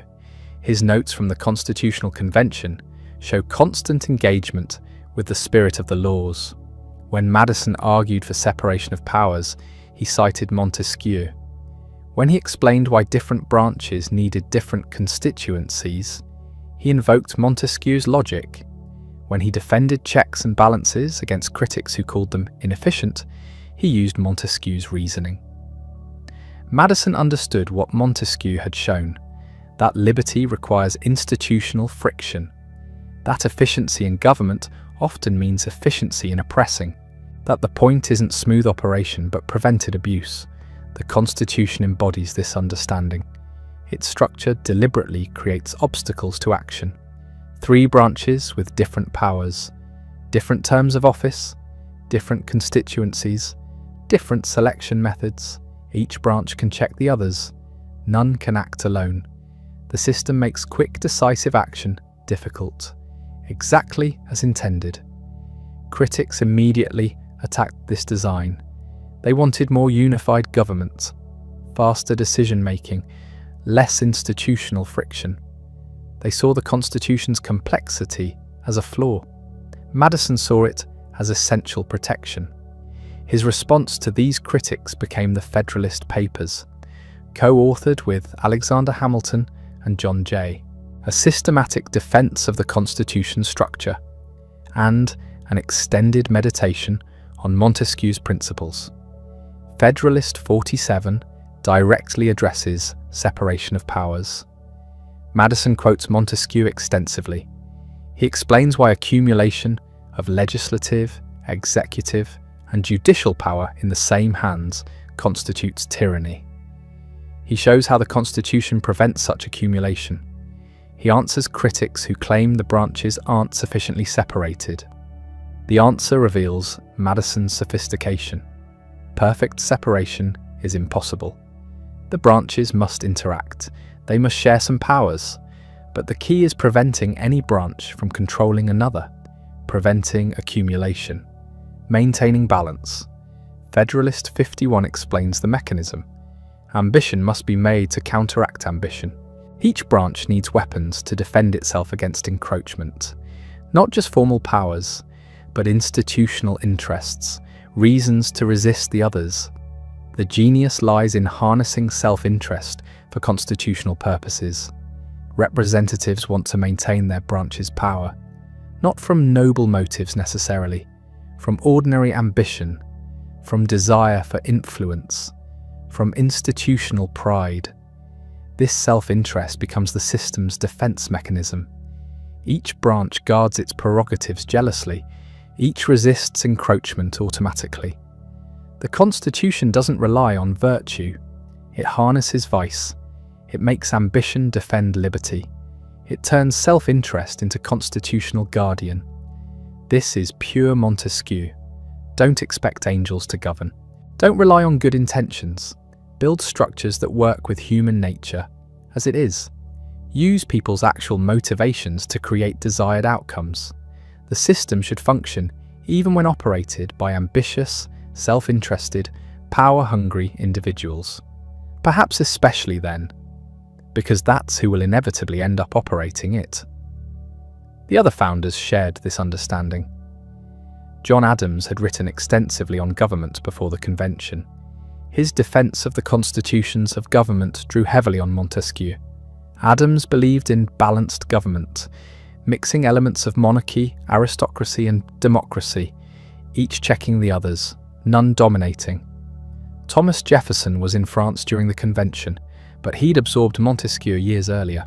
His correspondence shows constant engagement with the spirit of the laws.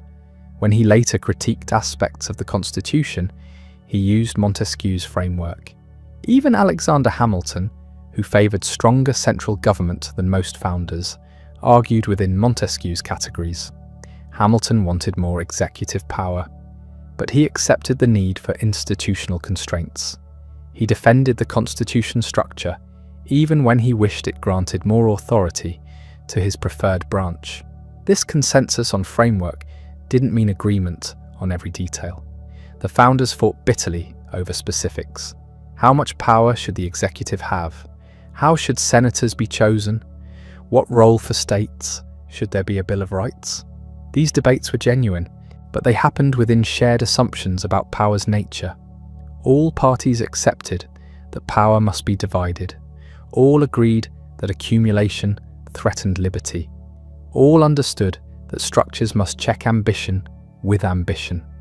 They disagreed about where to draw lines, not about whether lines should exist. This made compromise possible. When people share fundamental principles, they can negotiate details. When they differ on basics, negotiation becomes impossible. The Constitution emerged from shared framework, enabling specific compromises. And that framework came from Montesquieu, not exclusively. The founders drew on many sources: English constitutional history, classical republicanism, their own colonial experience, but Montesquieu provided the systematic theory. His influence appears throughout the Constitution structure: bicameral legislature, presidential veto, judicial review. Each reflects his principles. Each implements his insights about preventing concentration. The Bill of Rights added another layer: explicit protections for specific liberties, limits on what government can do even when branches agree. This went beyond Montesquieu's focus, but it complemented his approach: structural protections backed by enumerated rights. The combination proved powerful. America's constitutional system has survived 2 centuries. Not without problems, not without crises, but it's maintained divided government. It's prevented the tyranny that destroyed other republics. It's preserved liberty better than most alternatives. This success isn't purely institutional.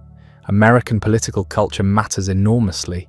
The habit of accepting electoral defeat, the tradition of peaceful transfer of power, the commitment to constitutional procedures. These cultural practices make the structures work. Without them, the same institutions would fail. But the institutions shape the culture. They teach citizens to expect divided government. They normalize institutional friction. They make checks and balances seem natural rather than obstacles. The Constitution doesn't just constrain power. It educates people about why constraints matter. This educational function was crucial for Montesquieu.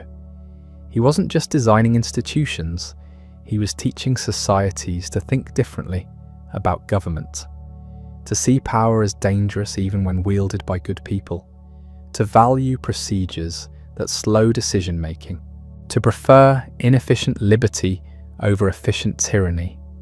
These lessons took root in America. They spread through American political culture.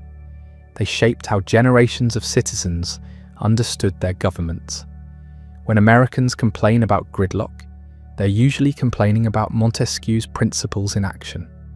The system is working as designed, making unified action difficult, requiring broad consensus for major changes, forcing compromise. The frustration is the point. Government should be frustrating. Action should be difficult. Power should face resistance. This isn't dysfunction. It's the price of liberty. Americans don't always appreciate this. Each generation rediscovers the appeal of decisive government.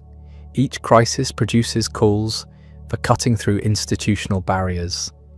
Each period of divided government generates frustration with checks and balances, but the system persists, the structures remain, the constraints hold, not perfectly, not without violation, but well enough to prevent lasting tyranny. This persistence demonstrates Montesquieu's enduring relevance. His insights about power haven't aged. His warnings remain valid. His framework still helps us understand why governments succeed or fail in protecting liberty. The American experiment proves his principles can work. That divided government can function. That institutional constraints can preserve freedom. That liberty and effective government aren't incompatible. They just require accepting friction. Other nations have followed America's example. Many modern democracies incorporate separation of powers. They divide government among branches. They create checks and balances. They structure institutions to prevent concentration. Not all succeed equally. Some maintain divisions effectively. Others see them erode. The difference usually comes down to political culture. Whether citizens value constraints enough to defend them, whether officials accept limits even when limits prove inconvenient, whether society prefers divided government to unified control. Montesquieu shaped this culture through his writing, through his analysis, through his warnings about power's tendency to concentrate. His work taught generations to value institutional friction, to see constraints as protective rather than obstructive, to prefer messy liberty over orderly tyranny. This cultural influence extends beyond formal institutions. It affects how we think about authority generally, about organizational design, about any system where power exists. Modern corporations often divide authority deliberately, separating operational control from strategic oversight, creating checks through board structures, requiring multiple approvals for major decisions. This mirrors Montesquieu's principles applied to private governance. Universities do something similar. Faculty governance balances administrative authority. Tenure protects against concentrated power over academic freedom. Committee structures distribute decision-making. These aren't accidents. They reflect lessons about preventing tyranny that Montesquieu articulated. Even informal organizations adopt these patterns. Volunteer groups create bylaws limiting leadership authority. Community associations divide responsibilities among officers. Social movements develop internal checks to prevent domination. The insight that power corrupts has become common sense. We instinctively distrust concentrated authority. We automatically seek balance. We naturally prefer divided control. This instinct owes much to Montesquieu. He made the case systematically. He provided the framework. He showed why distribution protects better than concentration. His legacy appears in unexpected places. International organizations like the European Union deliberately fragment power. Member states retain sovereignty. Decisions require consensus. No single institution dominates. This reflects Montesquieu's principles operating at supranational scale. The United Nations does something similar. Security Council power balanced against General Assembly representation. Secretariat implementation checked by member state control. Specialized agencies operating independently. The whole system designed to prevent any nation or bloc from dominating. These structures frustrate people constantly. International institutions move slowly. They require endless negotiation. They rarely act decisively. They produce compromises nobody loves. But they preserve independence. They prevent domination. They protect smaller powers from larger ones. They make tyranny difficult, even when powerful nations want unified action. The frustration is the design working. Montesquieu would recognize the pattern. He'd see his principles adapted to new contexts. He'd understand why the friction matters. The alternative to frustrating divided authority isn't efficient, benevolent government. It's efficient tyranny. History demonstrates this repeatedly.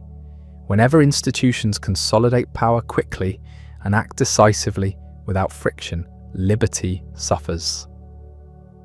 The speed comes at freedom's expense. The efficiency enables oppression. The unified action crushes dissent. Montesquieu understood this trade-off intuitively. He'd lived through enough French history to see concentrated power's results. He'd studied enough other societies to recognize the pattern. He'd thought deeply enough to articulate why it happens. His genius was making the implicit explicit, taking observations that many people shared and building them into systematic theory, showing not just that tyranny follows concentration, but why it must follow, the mechanisms through which unified authority becomes oppressive. This theoretical contribution matters beyond practical application. It changed how political thinkers approached their subject. Before Montesquieu, most focused on who should rule, kings or aristocrats or people. His question was different. How should rule be structured? What institutional arrangements preserve liberty regardless of who holds office? This shift in perspective transformed political science. It made institutions central to analysis. It focused attention on constitutional design.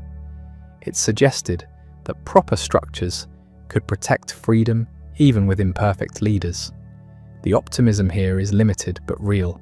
Montesquieu didn't believe perfect government was possible. He didn't think human nature would improve. He didn't expect leaders to become selfless. But he believed good institutional design could channel ambition productively, could make self-interest serve public good, could prevent worst-case outcomes even with mediocre officials. America's founders shared this limited optimism. They didn't expect virtuous leaders. They designed for ambitious ones. They assumed officials would seek power and tried to make that seeking check itself. This Montesquieuan realism pervades the Constitution. Its clauses don't appeal to better angels. They assume worse devils and try to contain them. They accept human nature as flawed and work within that constraint. The result isn't utopian, it's merely less tyrannical than alternatives. That modest achievement represents enormous progress. Most societies throughout history have lived under despotism. Liberty has been rare. Divided government, rarer still. That any system preserves freedom over generations deserves recognition. Montesquieu provided intellectual tools for this achievement. His analysis showed why division matters. His examples demonstrated possibility. His warnings motivated action.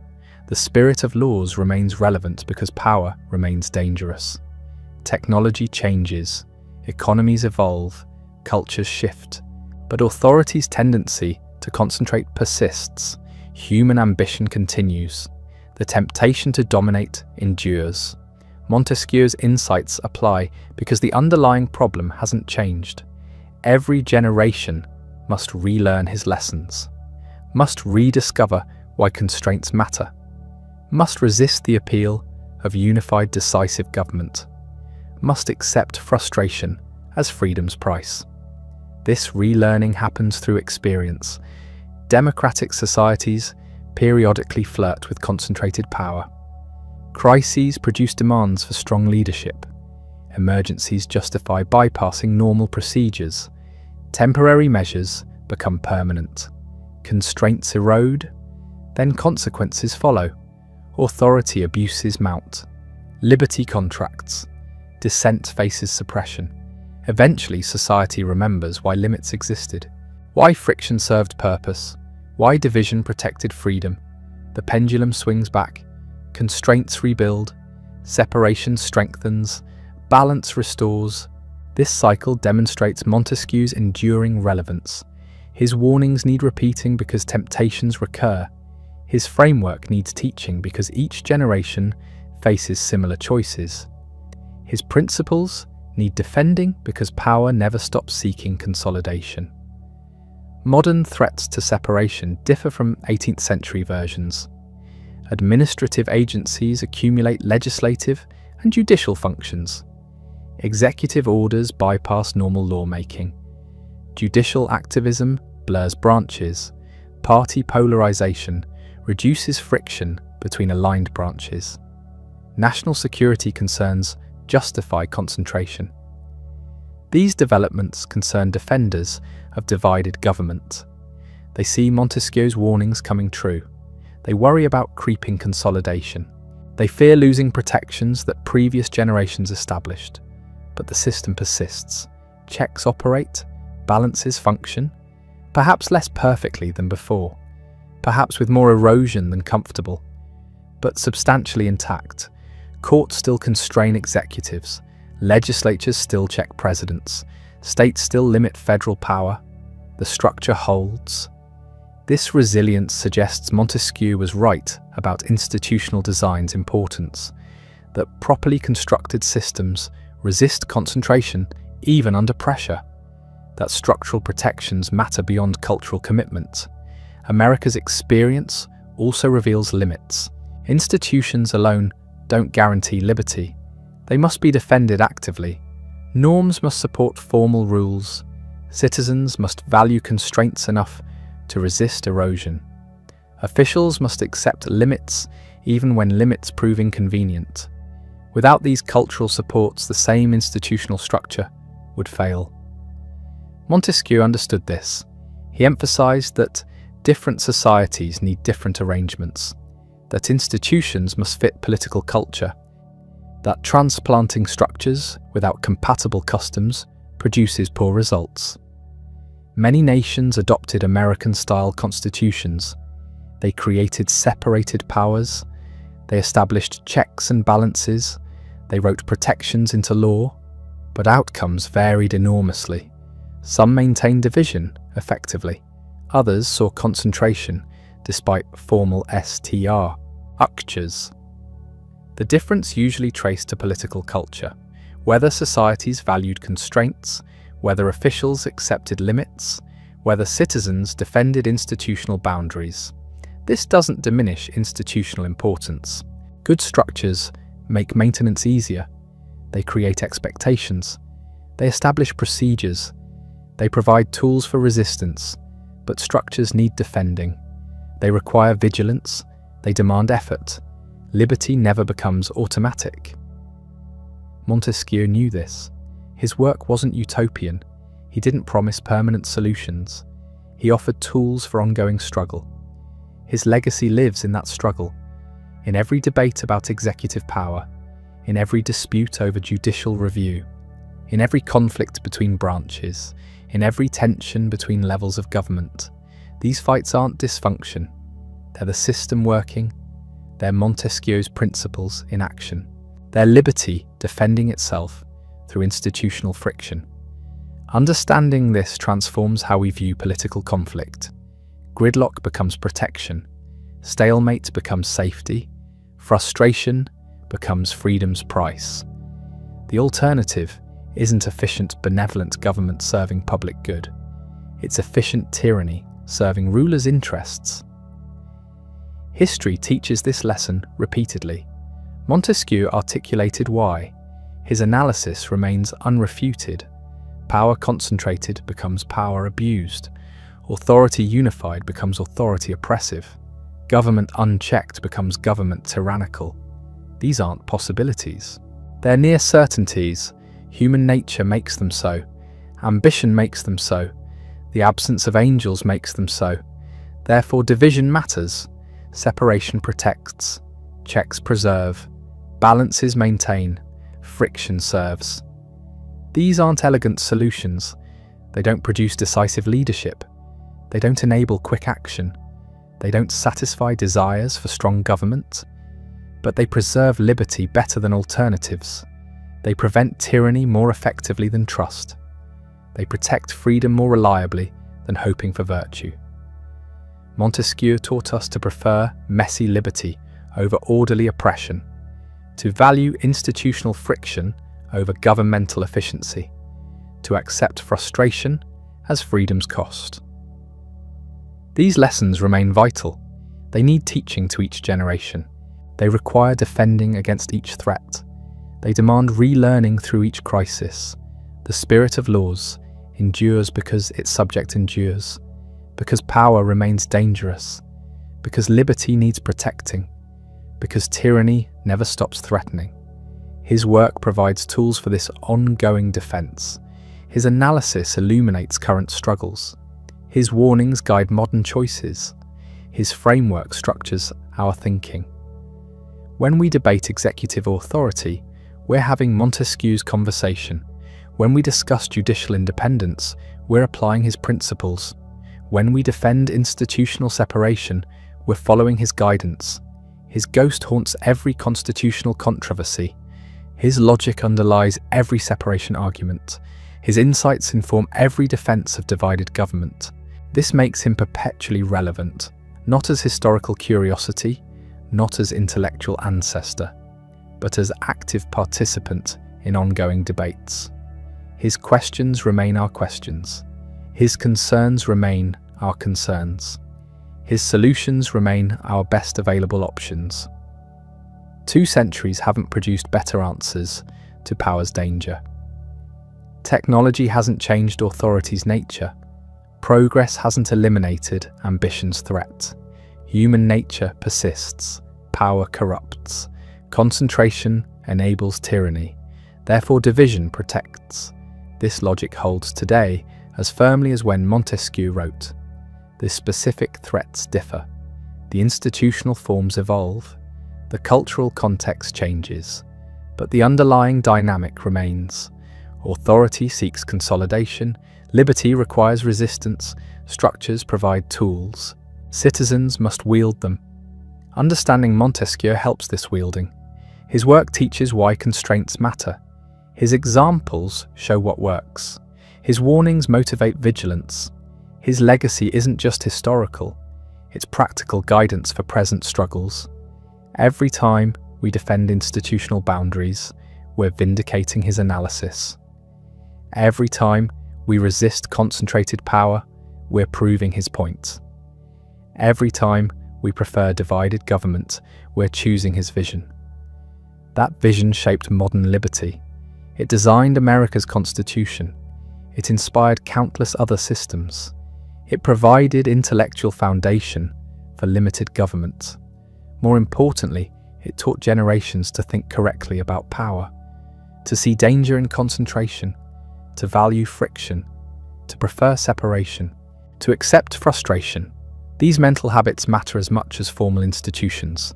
They create culture supporting constitutional structures. They motivate defense of threatened constraints. They sustain vigilance across generations. Montesquieu planted these habits through compelling analysis, through systematic argument, through historical demonstration, through logical proof. His work convinced readers that liberty requires division, that freedom needs friction, that safety demands separation. These convictions became common sense among educated people. They spread through political culture. They shaped constitutional design worldwide. They continue influencing debates today.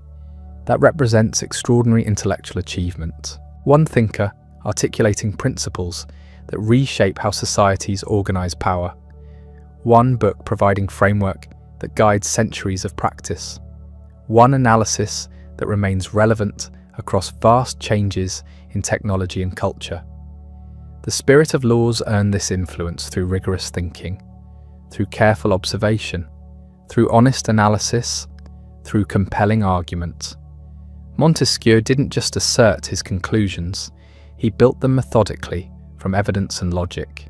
He showed his work, he invited scrutiny, he made his case. That case has withstood 250 years of testing. His principles remain sound, his warnings remain valid, his framework remains useful, his legacy remains active. We're still learning from him, still applying his insights, still defending his principles, still fighting the battles he identified. That makes him not just influential, but essential. Not just important, but indispensable. Not just relevant, but vital. Understanding political liberty requires understanding Montesquieu. Defending constitutional government requires applying his principles. Preserving freedom requires heeding his warnings. His work isn't optional reading for specialists. It's necessary knowledge for citizens. Anyone who votes participates in governance, shaped by his insights. Anyone who debates politics uses concepts he articulated. Anyone who values liberty benefits from structures he helped design. This makes his legacy universal within free societies. It extends beyond scholars and lawyers. It reaches every person living under divided governments. They inhabit institutions reflecting his vision, whether they know his name or not. The separation protecting their freedom implements his principles. The checks preserving their rights apply his framework. The constraints preventing tyranny follow his logic. Montesquieu's ghost walks through every constitutional democracy. His ideas animate their structures. His warnings guide their defences. His vision defines their aspirations. That's the measure of profound influence, not fame, not recognition, but shaping reality itself, creating institutions, embodying principles, establishing systems, implementing insights, building structures, protecting values. Montesquieu achieved this. His analysis became architecture, his arguments became constitutions, his warnings became safeguards. The world he shaped persists, the liberty he defended endures, the tyranny he prevented hasn't triumphed. That's legacy worth celebrating. That's influence worth understanding. That's achievement worth studying. The spirit of laws lives in every free government, in every separated power, in every balanced authority, in every checked ambition. There his work continues. There his vision endures. There his legacy protects. Charles Louis II died in a rented room in Paris in February 1755. The funeral was modest. A few friends attended. The priest performed the necessary rituals. The body was laid to rest. Within days, the city moved on. Other books appeared. Other controversies erupted. Other thinkers captured attention. But something had changed that wouldn't change back. Walk through the halls of power in Washington today. Listen to debates about executive overreach. Watch confirmation hearings for judges. Follow disputes between Congress and the presidency. Every argument echoes the Baron from Bordeaux, who never held office, never led armies, never ruled anything except his own vineyards. His framework became invisible through success. We don't cite Montesquieu when we discuss whether the president can bypass Congress. We don't reference him during debates about judicial independence. We don't quote him when arguing about federalism. But we're using his categories, operating within his logic, fighting battles he identified. That's deeper influence than fame. Fame means people know your name. Influence means they think your thoughts without realizing it. Consider what he actually did. He took observations everyone could make about power corrupting and built a systematic explanation. He showed why concentration leads to tyranny. He demonstrated how division preserves liberty. He provided tools for constructing governments that work with human nature rather than against it. Nothing about this was obvious before he explained it. Unified authority seemed natural. Strong government seemed desirable. Quick decisions seemed valuable. He showed why these intuitions misled, why apparent strength conceals weakness, why efficiency enables oppression. The American founders absorbed these lessons completely. Madison, Hamilton, Adams, Jefferson. They disagreed about details but shared Montesquieu's framework. The Constitution they created embedded his principles so thoroughly that Americans argue about his ideas while forgetting his name. 3 branches, separated powers, checks and balances, federalism dividing authority vertically as separation divides it horizontally. Every structural feature reflects his analysis. Does it work perfectly? Obviously not. Does it prevent all tyranny? Clearly not. Does it maintain liberty better than unified government? History suggests yes.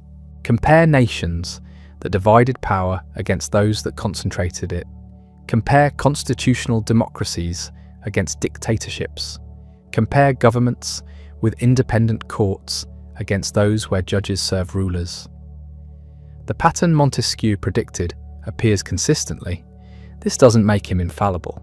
His specific claims about climate and culture don't hold up. His generalizations about religion oversimplify.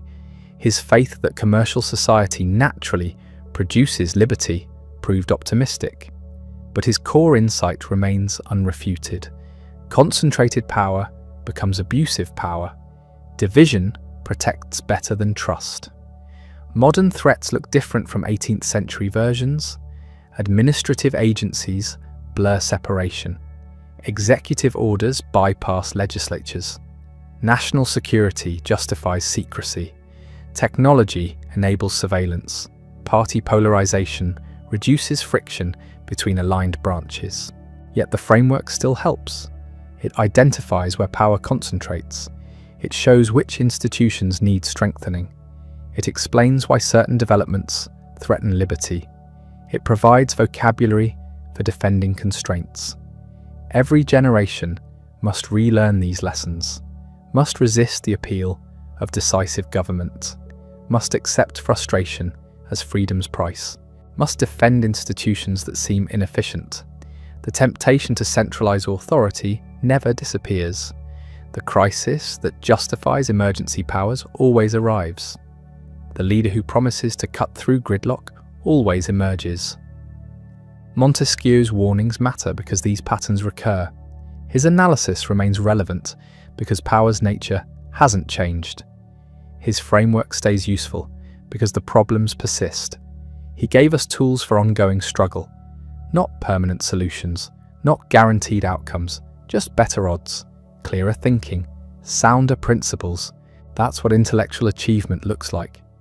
Not solving problems forever, but providing frameworks that help each generation address them. Not ending tyranny, but making it harder. Not guaranteeing liberty, but showing how to protect it. The baron who never travelled past Germany reshaped how half the world governs itself. The aristocrat who spent decades managing vineyards designed structures that outlasted empires. The scholar who wrote in French created concepts that translated into every language where freedom matters. His books gather dust in libraries. His name appears in footnotes. His face adorns no currency. But his ideas animate every constitutional democracy. His logic underlies every defense of separation. His warnings guide every resistance to concentrated power. That's the long shadow. Not fame, not monuments, but shaping reality itself, changing how societies organize authority, providing tools that protect liberty across centuries. Walk into any legislature where representatives check executives. Stand in any courtroom where judges rule against governments. Watch any election where losers accept defeat because procedures matter more than outcomes. There Montesquieu's work continues. The spirit of laws isn't in libraries, it's in structures, in institutions, in habits of thought that make tyranny difficult and liberty possible. He saw what others missed, that freedom requires friction, that efficiency can enable oppression, that the best defense against concentrated power is divided power. That institutional design matters as much as who governs. These insights seem obvious now. They weren't obvious then. Someone had to think them clearly, argue them systematically, demonstrate them historically, articulate them persuasively. One provincial aristocrat did that, changed everything, then died quietly while his ideas travelled the world, crossed oceans, inspired revolutions, designed constitutions, protected liberty. 250 years later, we're still living in the world he helped create, still using the tools he forged, still fighting the battles he identified, still defending the principles he articulated. The shadow stretches long indeed.